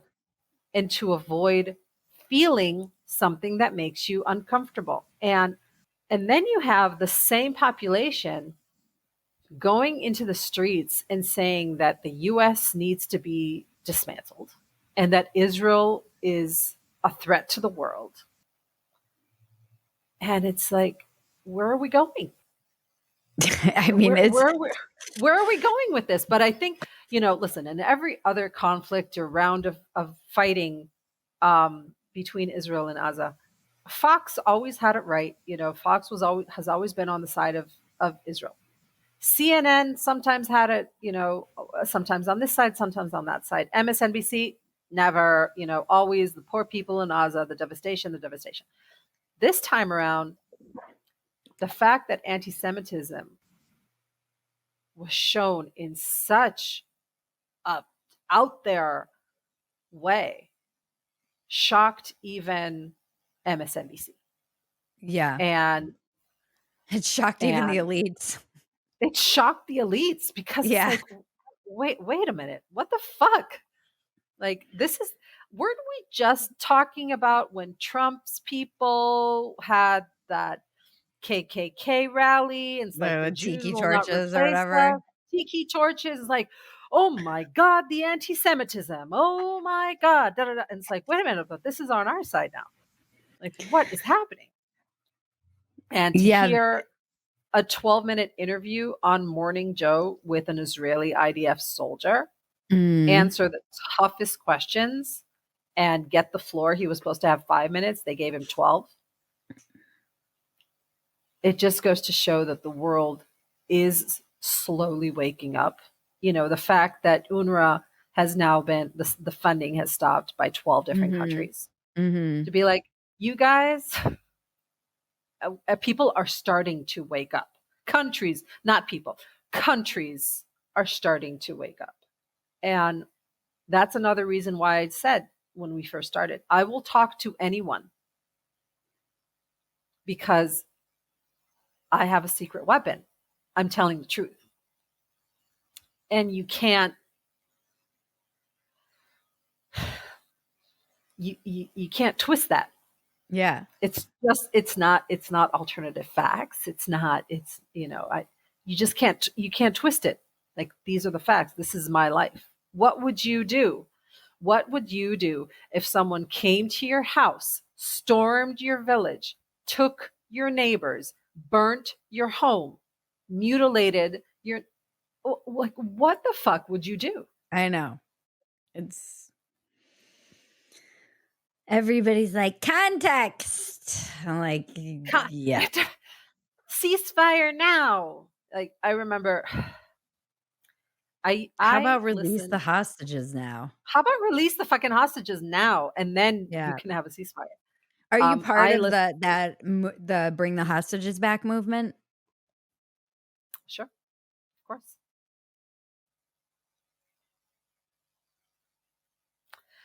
I wear it every day. I wear my dog tags every day. I never feel like I'm doing enough. I'm waiting for my passport, my U.S. passport, to come in the mail so that I can travel to the States and talk to as many people as I can. Well, a lot of my friends are there right now. Yeah. Journalists. I talked to a group. I talked from someone from the AP a couple of days ago.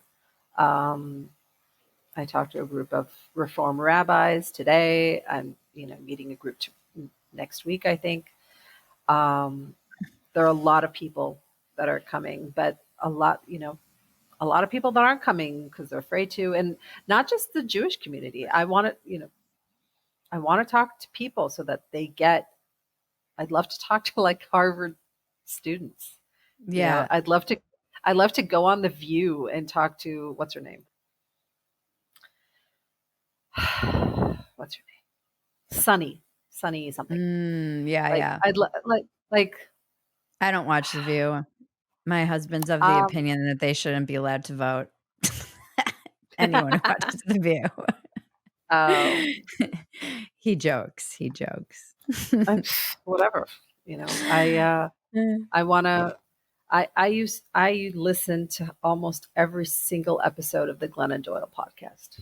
I used to drive a Mhm. lot for work. I used to commute a lot, and I would listen to her podcast, and it was so insightful with parenting and mothering, and just being really, really honest about how life is really, really just really hard, and let's just be honest about it. And the first thing that she did, or the statement that she put out was, it's terrible, all the violence on both sides. And that was on the 7th. And then we're getting money together through her fundraising company, to help the people of Gaza. And then the next video was, if you feel helpless right now, contact your state official and demand a ceasefire.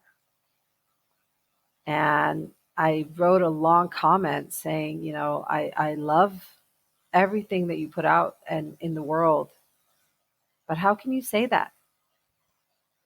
Like, how can you say that? And she's like, we have to rise above. We have to see the other. We have to look for the peace, and we have to look for the good, and we can't live in this perpetual conflict. And I just realized there are some people whose job it is to look for the creative, peaceful, beautiful, artistic solution. My job is to survive. And I live right now in a reality which is, it's either you or me. And I'd rather it be me. And my army's stronger. And you do not understand anything but strength. So we're gonna show you how strong we are. And and it's gonna take as long as it takes. Like, I will stay in my dormitory room that's meant for 17-year-olds. I'll stay there with my family for as long as it takes for you to find and release all the hostages, and for you to make that region safe again, so that the tens of thousands of us that are displaced right now can go back to our homes. So no one has gone back. No. My husband goes down there a few times a week to work, but he doesn't sleep there. Essential workers, it's really funny. All the Thai workers, the Ministry of Thailand demanded that they are sent home to Thailand. And almost from the moment they got there, they started calling my husband asking, when can we come back? When can we come back? And they're back. Not all of them, Okay. but more and more are coming. And he said, I want it to be very clear. This is a war zone. It is loud. There are tanks. There are soldiers. No one is living there. Like, no, we get it. We want to come back. We want to come back. There's sirens. There are missiles. I'm like, no, we get it. We want to come back and live and work for you in Israel on this little kibbutz on the border with Gaza. Like, there was one day where there were 200 tanks on the kibbutz. No, only soldiers. Yeah. So they're back there. We have a dairy farm. The people who work the dairy farm are there. My husband works there in the fields. Like, there are some people there, but no one sleeps there. No child is there. No senior citizen is there. Because the clinic was destroyed, and the little general store is not working. So you can't maintain a life there. Have you been back at all? No, No. I need to for my own process and healing journey. I need to go back. I need to reclaim that house, because the moment I left, something within me distanced myself from it. I was like, that house doesn't belong to me anymore. It became an outpost for soldiers. I had 20 soldiers living in my house for 2 weeks with machine guns, and they took down all the pictures so that they wouldn't get damaged, and they cleaned the house, and they watered our plants. And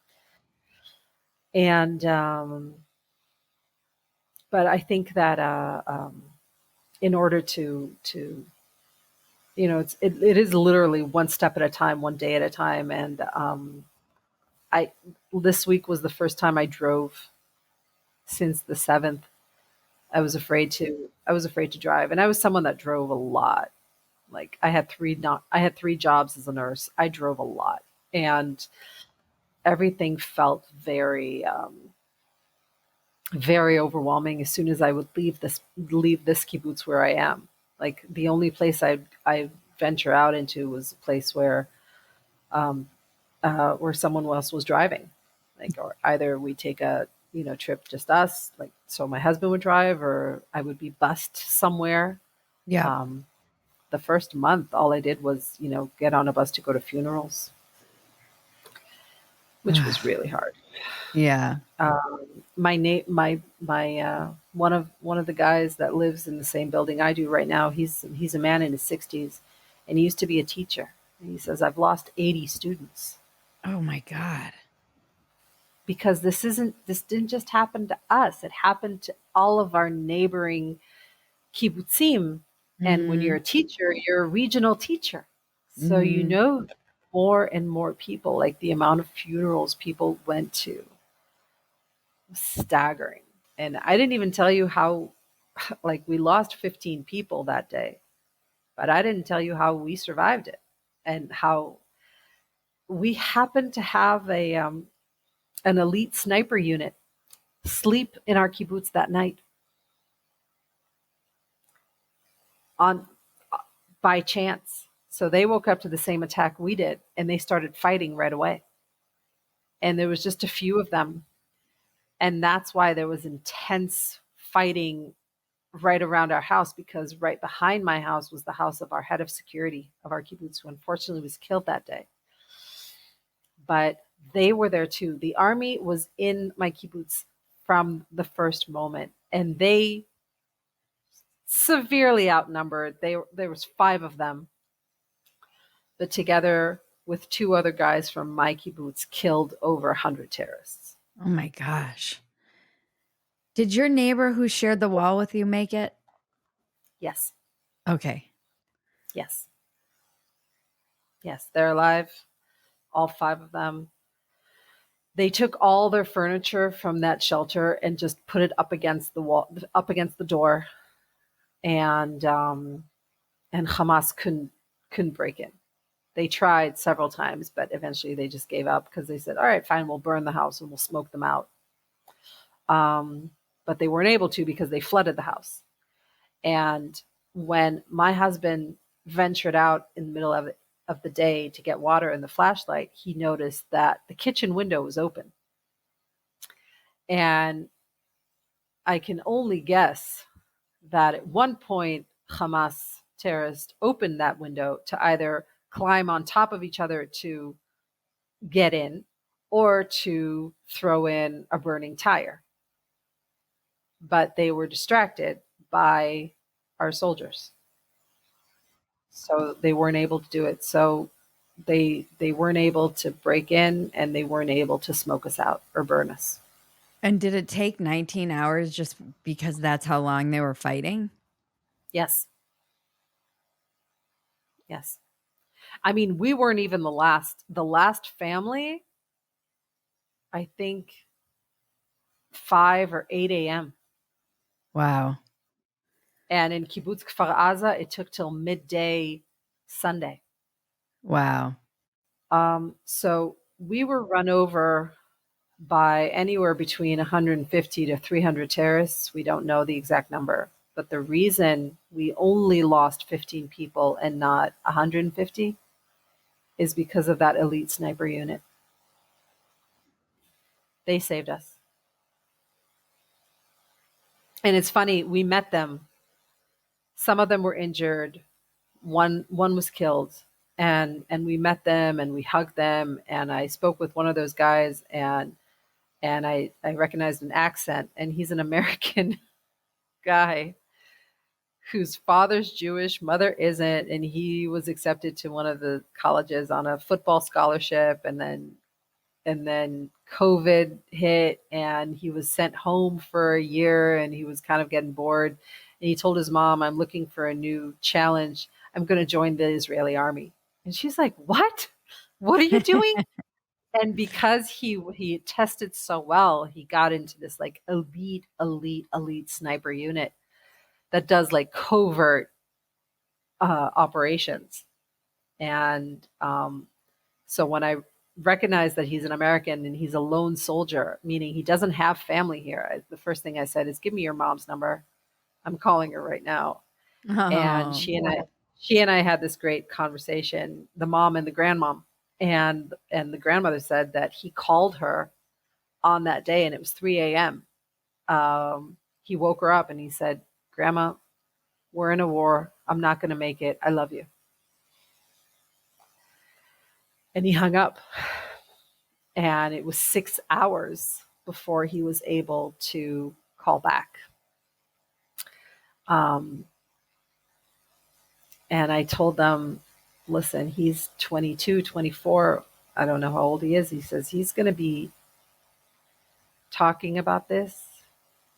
This is D-Day. This mhm, is what did you do on the 7th?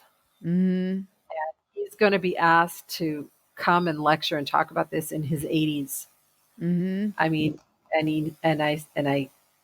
and he and his um, crew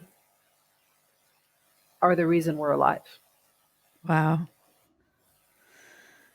So And many that's just the truth. stories of heroism that day. Yeah. I True mean, heroics. yeah, yeah, yeah. Um, Well, um, is there anything else you wanted to say no, that we thank didn't you for cover? listening.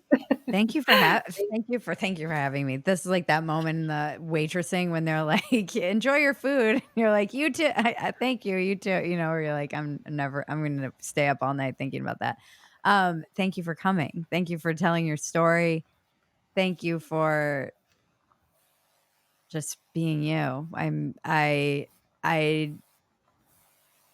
appreciate that you're willing to walk through. It's funny you say be comfortable with being uncomfortable because when I got sober a decade ago, that was what my therapist, not my therapist, my sponsor, she was like, all of sobriety is just getting uncomfortable with being uncomfortable because that's really all of life.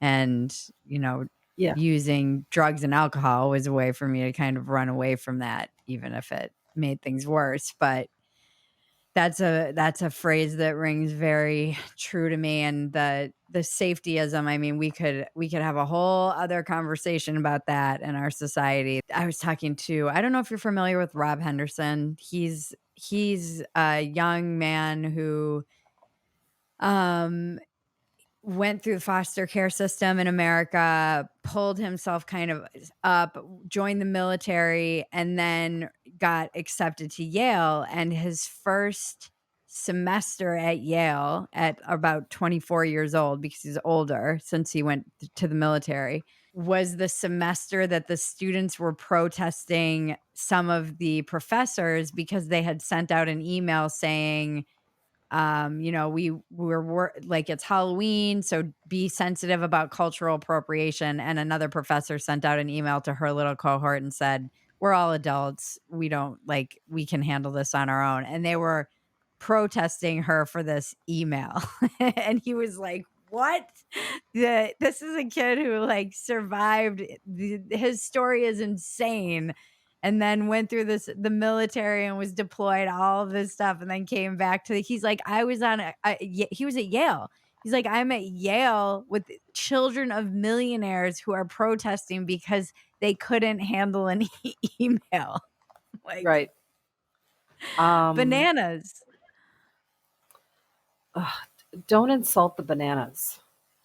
Like, I serious? No, do. and I, it's like I have a friend who's a hardcore vegan, right? Like hardcore. I told her, "Listen, where we are up north right now, there's like next to us, like a 10-minute drive, there are some like free range eggs, and she's like, I need to go see the chickens and I need to go make sure that they're living. Okay, great. So she's that kind of vegan, sorry. She is pregnant and she was alone on the 7th with her 2 kids because her husband, who's a firefighter, was on a shift. Okay? He wasn't there. And she's like, I want Aza wiped clean. I want to see the Mediterranean Sea from I was like, I thought you were a vegan. I thought she's like, that's animals. They did nothing wrong, right? These people, they all did something wrong. So it's like, I don't know why I told that story, but I just found it really funny. I think it's because you said that's bananas, and I said don't insult the bananas. Yeah. Yeah, The bananas are limits great. of our it's funny though, like It's limits I of our don't get it. morality. I don't understand. Life is really hard, okay? And the only way I'm really happy to be 42. Okay? Like I'm really happy to be 42. I'm really happy to be done with my teens. Oh my god. And my 20s and even my 30s. And it's like, okay. I've seen some things, I've done some things, I've experienced some things. And I say this even before the 7th, obviously. And I and I've experienced heartbreak and hardship and disappointment and fear and alone and having to overcome and to be very comfortable with who I am and what my journey is. And that you don't get that. You don't get to do that without having to deal with the hard stuff. And I mean, this is a whole other topic, but I have a really hard time with going to get your higher education at 18. Well, now you're at an Mhm. age where it's not legal for you to drink alcohol yet, but it's okay for you to go to a whole different state away from your family to start your journey into adulthood. And Yeah. but you don't pay for it. Your No, it's parents like a pay for it. yeah, it's I And didn't go to and college. yeah, you know what? If I when I was working in San Francisco, I worked with a nurse whose son had a serious drug problem and he was went to this like camp in Oregon or something and she had to like cut a Like deal with one of those him. wilderness camps. Yeah, one of wilderness camp detox Yeah, something or yeah. other. My friend used to And run it's one of like those. and she's like, now I have to like have a deal with him and a contract because he's going to come back home and I have to set boundaries. And then I was like, but I can't set boundaries. He's 18, he's an adult. And I'm like, no, he's not. He's not an adult just because he turned a certain age. That doesn't make him an adult. I know 70-year-olds who are not adults. Okay. You have to prove your adulthood. So, yes, when my kids turn 18, I'm going to have 3 sons probably at the army at the same time. Okay. Which is a really fucking scary reality to gear myself up towards. Right. But they have a home they're going to come to every chance they get. And I will be their home and their home base for life.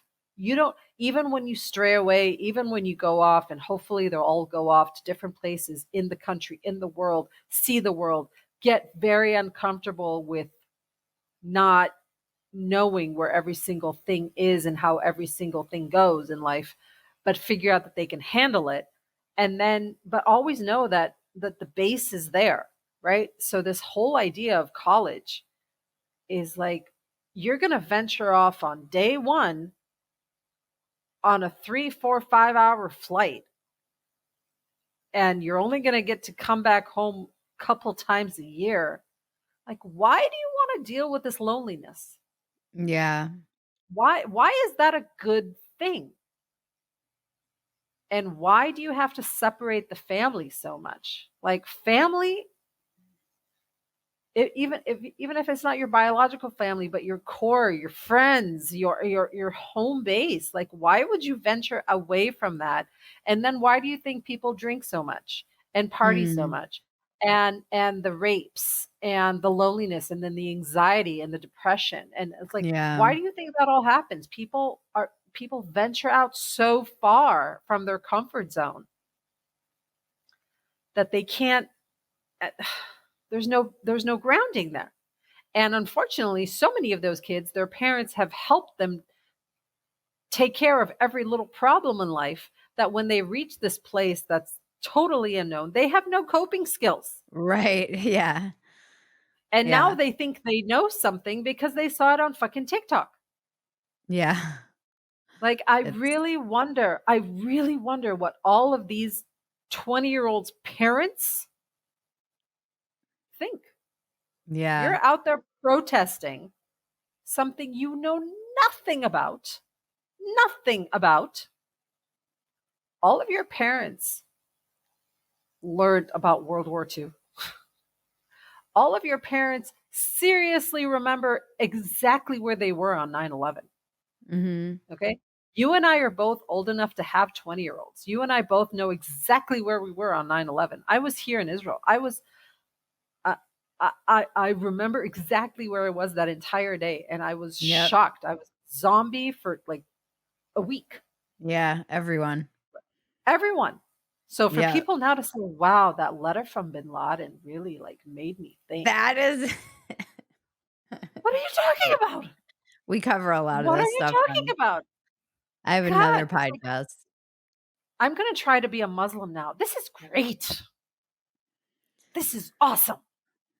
Yeah. Yeah, it's a no-brainer to be a Muslim when you don't change anything except your headgear. Well, this is exactly what that kid, Rob Henderson, his concept that he came up with is this idea of luxury beliefs, which is stuff like this, which basically gives them status like defund the police and sex work is work, and it ultimately the lower class pays the cost for these beliefs, so they can say that we hold these kind of high ideals. And even the idea of white privilege, he's like, who's going to pay that cost are lower class poor whites. It's not going to be, upper class whites who pay the cost for this belief. And it was really like such a revelation when he put this concept out in 2019 that he came by through his story of going through the foster care system and then the military and then being in these like elite circles where they would oftentimes be espousing these beliefs that they themselves paid no cost for, or even they themselves wouldn't live by. So they'd be saying, marriage is a dead institution and polyamory is the way to go. Well, do you want to get married? Yes. Would you wanna be in a polyamorous relationship? No. Okay, so who's gonna pay the price for this? These what like liberal women I know in LA when I lived there, like sex work is work. Well, you're literally trying to buy your children's way into USC, and you're certainly not encouraging your daughters to go take up a job as a cam girl. You're not that isn't what you want for them. But it's Right. easy to be like, yay, this is like so I think a lot of that is going on too. It's just like a way for them to signal being virtuous without e- really considering who pays the price for those beliefs. It's like you're Yes. not helping the Palestinian. By the way, you don't care about Arabs anywhere else in the world where they're Nope. consistently being eradicated. Did you care about Syria? No. Did you care about the Yemen? Rohingya? No. No. No. I didn't see any protests for them at all, No. Did ever. you care about the fact that the Uyghurs in China are currently undergoing a Holocaust and they're in concentration camps? No. Yeah, there's no protests. I'm like, it starts to seem like it's about the Jews, Yeah, like it's it's about the Jews because you can't protest against China right. because I'm and I'm I'm sorry to just say something because it's true. They are a fucking empire. They are Right. too big and they're too powerful and they own the world. Okay? The Jews don't own the world. Contrast Despite to despite what contrast to TikTok would what you have you might believe. think, despite what China-funded TikTok might have you believe. China actually runs the world. All the Jews have done is try to make the world better. Okay? Better, funnier, more advanced scientifically, more advanced from technology, more advanced from a military, medically, you name it. Okay? Arabs, I think, can't stand the fact that I think 3 Muslims in the history of Nobel Prizes have been awarded to Muslims. And I think it's about a quarter that have been awarded to Jews. A quarter of all Nobel Prizes have been awarded to Jews. So what Jews have done throughout history is be kicked out, try to make it again in a different place, do the best you can, lay low, keep a low profile, but contribute as much as you can to society. And then maybe they'll like us enough so that they don't try to kill us. But then they get mad at us, so then they try to kill us again, and then we're kicked out and we have to start again. Mm-hmm. And that's just the story. But we're not going anywhere this time. It's interesting when you were talking about, the thought of maybe going home when you mentioned it to your husband. All of my, I have a friend who was living in New York, but she was visiting her family in Israel when this happened. And she said, I would not want to be anywhere else. And most of my friends who have gone back and forth said they actually do feel safer in Israel as a Jew than they do in America right now, which is I have to terrifying. tell you, I was in San Francisco between 2006 and 2009, and I didn't experience a lot of I didn't experience any in your face anti-Semitism, but I experienced it, in small ways. Like I was there when there was another war, and I remember some coworker was saying, "Why doesn't Israel just leave them alone? Like these poor Palestinians." And I had to draw a map to explain where Gaza is and where Israel is and where Tel Aviv is and where Jerusalem is and where my family is. And I remember saying to her, "You have no idea what it is like to have your mere existence unwanted. Mm, They don't want me to exist. They don't yeah. not want me to be there. They don't want me to exist." And that Yeah. is my reality. And Israel is the only place I don't have to apologize for it. Mm-hmm. And that's the thing. Like, I am a survivor of the single most horrific attack in the history of the state of Israel. Okay? 1,400 murdered in a day. Thousands of injured, right? I still don't want to be anywhere else. Because there is a real grit and harshness and realness to my reality that anything else short of that feels fake. Feels, God, you just don't get it. You just don't get it. And I'm not going to take the time to explain it to you. Yeah. Because if you don't get it, especially now, it's like if you don't get it after seeing it in your face, if you don't get it after seeing a girl dragged from the back of a pickup truck and her sweatpants are covered in blood, okay, and then thrown into that pickup truck and driven into Gaza, if you don't get that, you're just, you're not worth my time. Or like the girl that was dead in the back of there's so many images that I'm like, The girl that was dead in the back of the truck and they were there's spitting and throwing rocks at no her.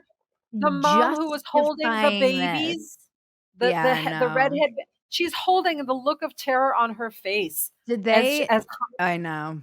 As a mom, that one just, like, hits differently. I don't do they know if they're alive or dead? No, They don't know. they don't know. And that is, you know, we under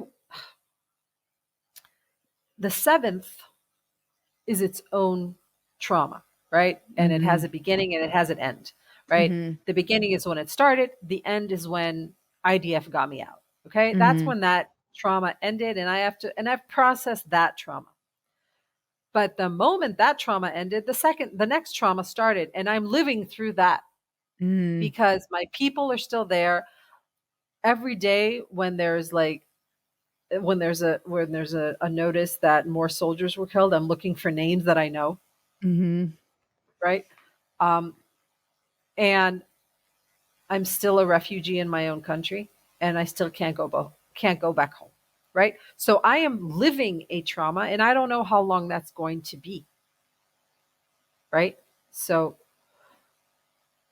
only after this trauma ends, meaning the war ends, hostages come back home alive or dead, so the families can bury their dead, and the soldiers are safe. And my heart is done breaking Mm. again and again and again and again and again and again, and deeper and deeper and deeper and deeper. Only then we're able to start healing and really talking about the possibility of going home. Because we're talking about it now, and every time we come up with the same answer, we don't know. Yep. And luckily for us, we're on the same page with that I don't know, because there are a lot of families that are torn. Mm. When one spouse says no fucking way and the other one says absolutely, I won't live anywhere else. This is my home. Mhm. And I'm very, very blessed that my husband and I, this has made us stronger as a couple. Like on the second night, like we got here Sunday, 6 a.m. That, that was a Sunday, I think. And then Monday morning, my baby woke up in the middle of the night crying for whatever reason. So I got up, went to pee, whatever. And I remembered that my sister was going to come visit me that day. And then I remembered why she was coming to visit me here.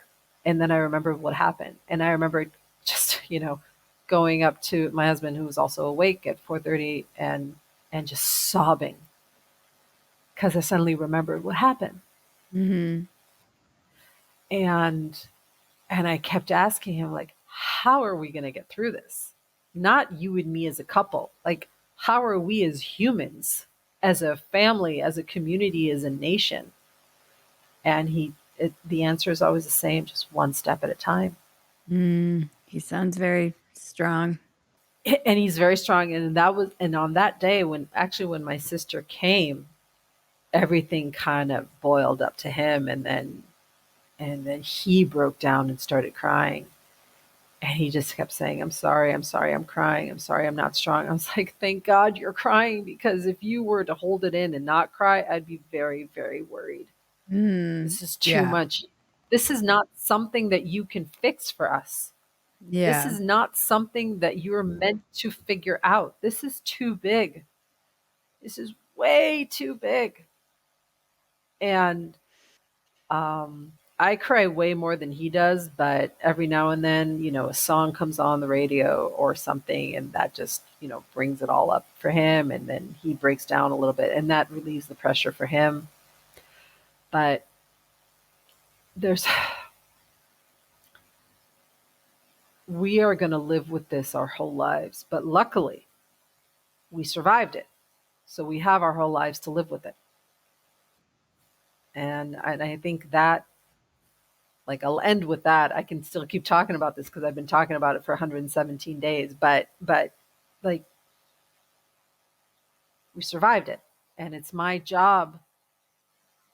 It's my job to to talk about it and make it as real for people and as complex for people, because it's not a nuanced video that they can just like share and make you think. It's my real life, and it's complex, and it's messy, and it's triggering, and it's bad, and it's sad, and it's terrible, and it's also beautiful.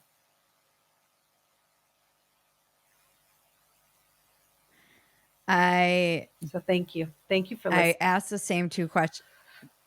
Thank you. I asked the same 2 questions of everyone on my podcast, and I'm gonna ask even you.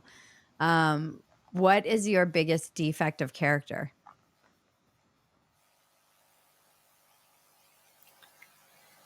Um,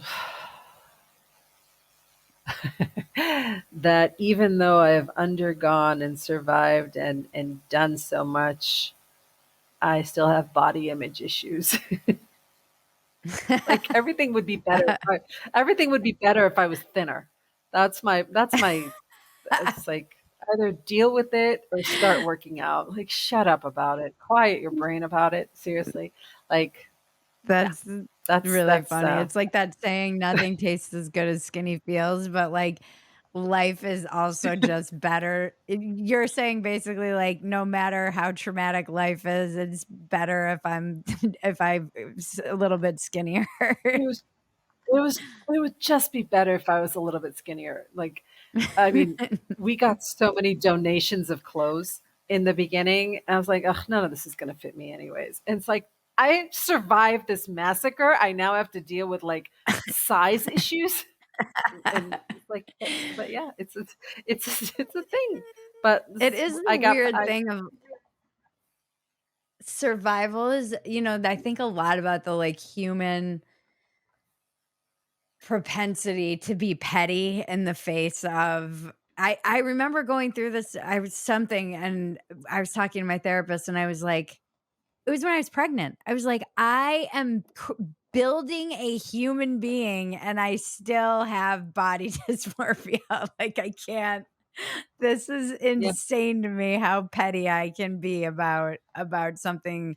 And she was like, this is also just a survival like a coping mechanism. You can't always like focus on, the like big picture. You have to it's fun to she always talks about like how gossip serves that function too of just being kind of yes. I was gossiping useful. after like day 2 of this. Like, oh, the way she's coping with this massacre is just like all wrong. That kind of it's because it's like it's easy to get pissed off at the fact that I'm eating too much cake, because the amount of cake we've been given since we got here is insane.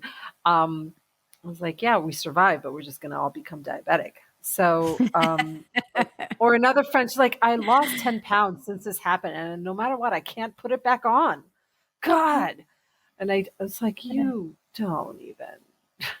Let's You're just, like, this is a let's humble just, brag. yeah. It's a humble brag. It's like, just brag to yourself. You know, It's good you still have yes. your sense of humor through all Oh, of this. I, okay. So on the day I went to the funeral of that beautiful 18-year-old girl, I came back to the room that we're staying in, and I turned on the TV and I looked up like movies that you could watch, and I found Spaceballs, and Mm, that's what we watched. And that was the only way to end such a terrible, terrible day, mhm, mhm. with Mel Brooks, another Yep, genius Jew. another And genius Jew. yeah, yeah, What's your biggest asset? my brain,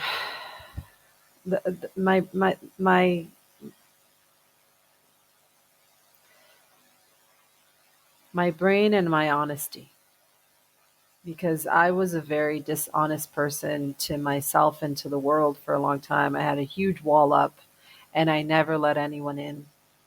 And the moment I realized that my superpower is my honesty, I've never looked back. And I don't know of any other way to live. Mm, Um, I love that. and the fact that I know that life is a really long process, and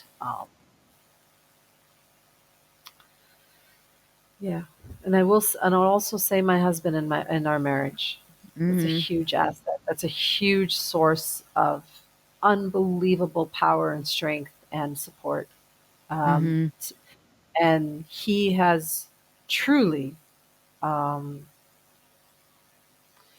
given me every ounce of support and love and back to be everything I want to be. I love That's that. his goal. He's like, I was put here. My job is to be yours and the kids. And we are all that matters. And yeah. Thank you so much. I wish I was in person with you so I could hug you. I feel like I just want to hug you. I feel the hug. I do. I will see you in person. I believe that. Yeah. Someday. Absolutely. I want to get there. Come. I'm going to It's introduce you to a beautiful. bunch of people. Is there anywhere anyone can find you? Do you want people to find you on social media? I don't know. No. Okay. No, I'm not It's there. Yeah, no, I'm it's not. fine. I wouldn't be either if I were you. Talk about death by Well, a million cuts. no, I'd love to be, because I have so much to say, but I can't maintain the thing. But if people want to reach me, they can reach me through you. Okay. Yeah. That sounds good. Thank you. I will be a medium. You better run. Dive into crime on Pluto TV. Unravel the mysteries on shows like CSI and Criminal Minds, or follow the clues in Blue Bloods and NCIS. With thousands of free crime movies and TV shows, Pluto TV is the true home of crime. Download the Pluto TV app and start streaming now on live channels and on demand. You better run for your life. Pluto TV. Stream now, pay never. It's time for the weekly check-in with Bridget and cousin Maggie. As I was mentioning, everyone's lost their goddamn mind. Whoo, yeah. There are some interviews where I literally have to consult with actual psychiatrists and or psychologists before I even do the interview. Yeah, it's good you did that. I called Pamela Peresky, my friend, who's been a clinical psychologist for a long time, and talked to Jaron just to talk about how you interview somebody without re-traumatizing them. Right. And it's my responsibility as somebody who's doing those kind of interviews, because you don't want to make things worse, but it's such a landmine. Right. And on the one hand, like when I interviewed the Holocaust survivor, Jacob, he's been, it's so many years past, but like he said, I've already survived it. But for her, as she mentions, it's like continuous trauma still. Yeah, she's still in it. Yeah. Didn't you say Pamela gave you the advice, don't ask them how they're doing? And that's exactly what Naomi said. Yeah, that was interesting. I generally wouldn't ask that question, because that is the question when I've been in those places that when people ask me, it's like the worst question. But it's always good to have it affirmed by somebody who's an actual professional. Yeah. Because for me, it's more just my own experience would lend me to, but I think it's a very natural question to ask. Yeah. It's almost like a knee-jerk reflex. Yeah. Of like, oh, hey, how are you? How are you doing? Yeah. You know, and yeah. You're like, it's an impossible question to answer after or something like that. Yeah, I don't even know how you begin. I feel like, we saw I've seen there's a lot of videos going around too from Palestine, and I feel very sad for all of the loss of innocent human life in general anywhere. And we saw the kind of Free Palestine banners on our way into Austin last night, and it's like, it's never like free the hostages or free, like, right. Why not call for that? That always drives me crazy. I feel like there's a way to hasten this along, but it's so complicated. And I'm very much like, maybe you shouldn't have gone and murdered a bunch of innocent people. Uh-huh. It's so messed up. It's so tragic. And it's been 4 months now. Yeah. And still war and yeah. It was like one of those episodes that just after the conversation I couldn't stop thinking about her and her family and for sure how helpless I feel about all of it. It was I feel important to get these perspectives out.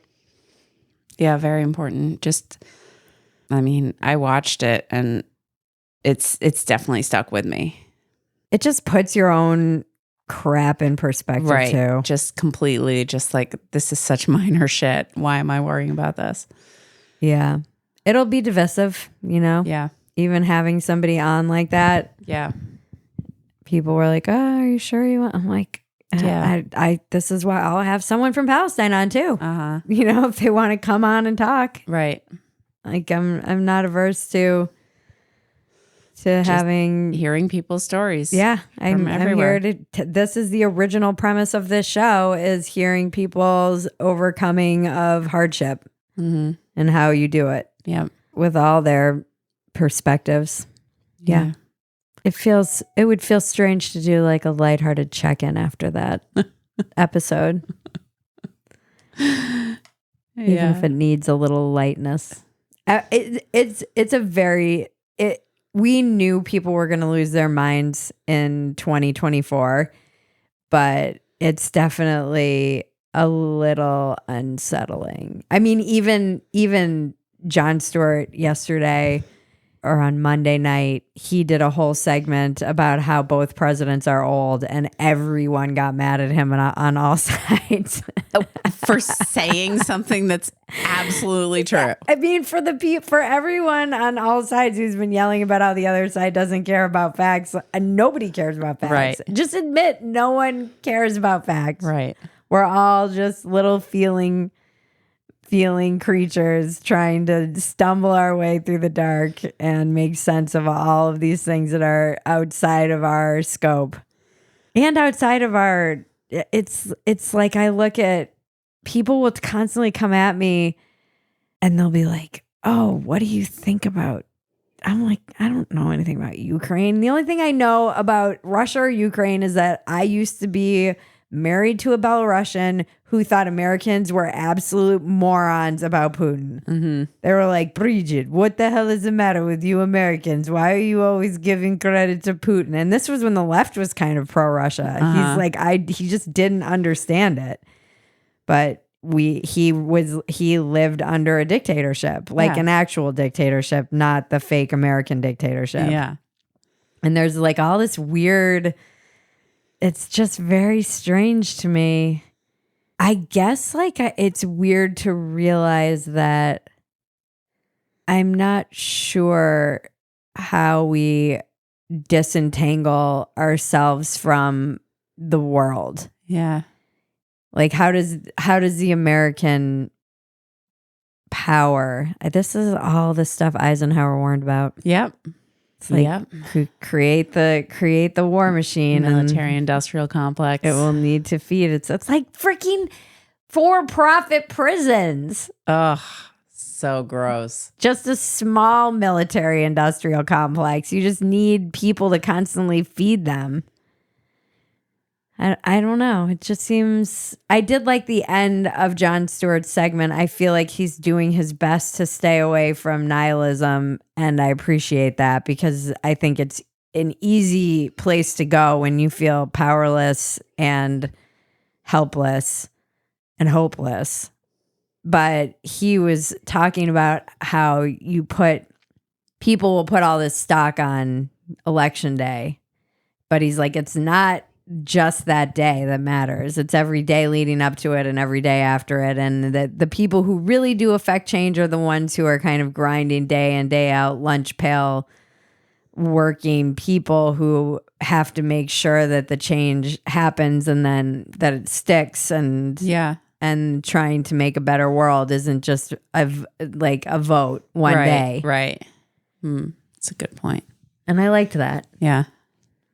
I did like that as much as, I think Jon Stewart is part of the problem.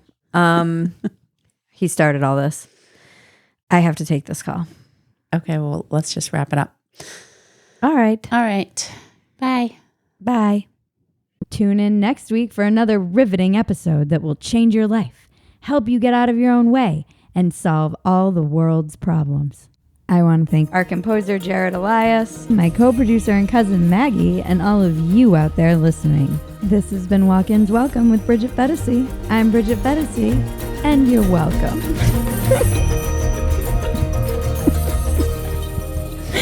It's the dumbest line.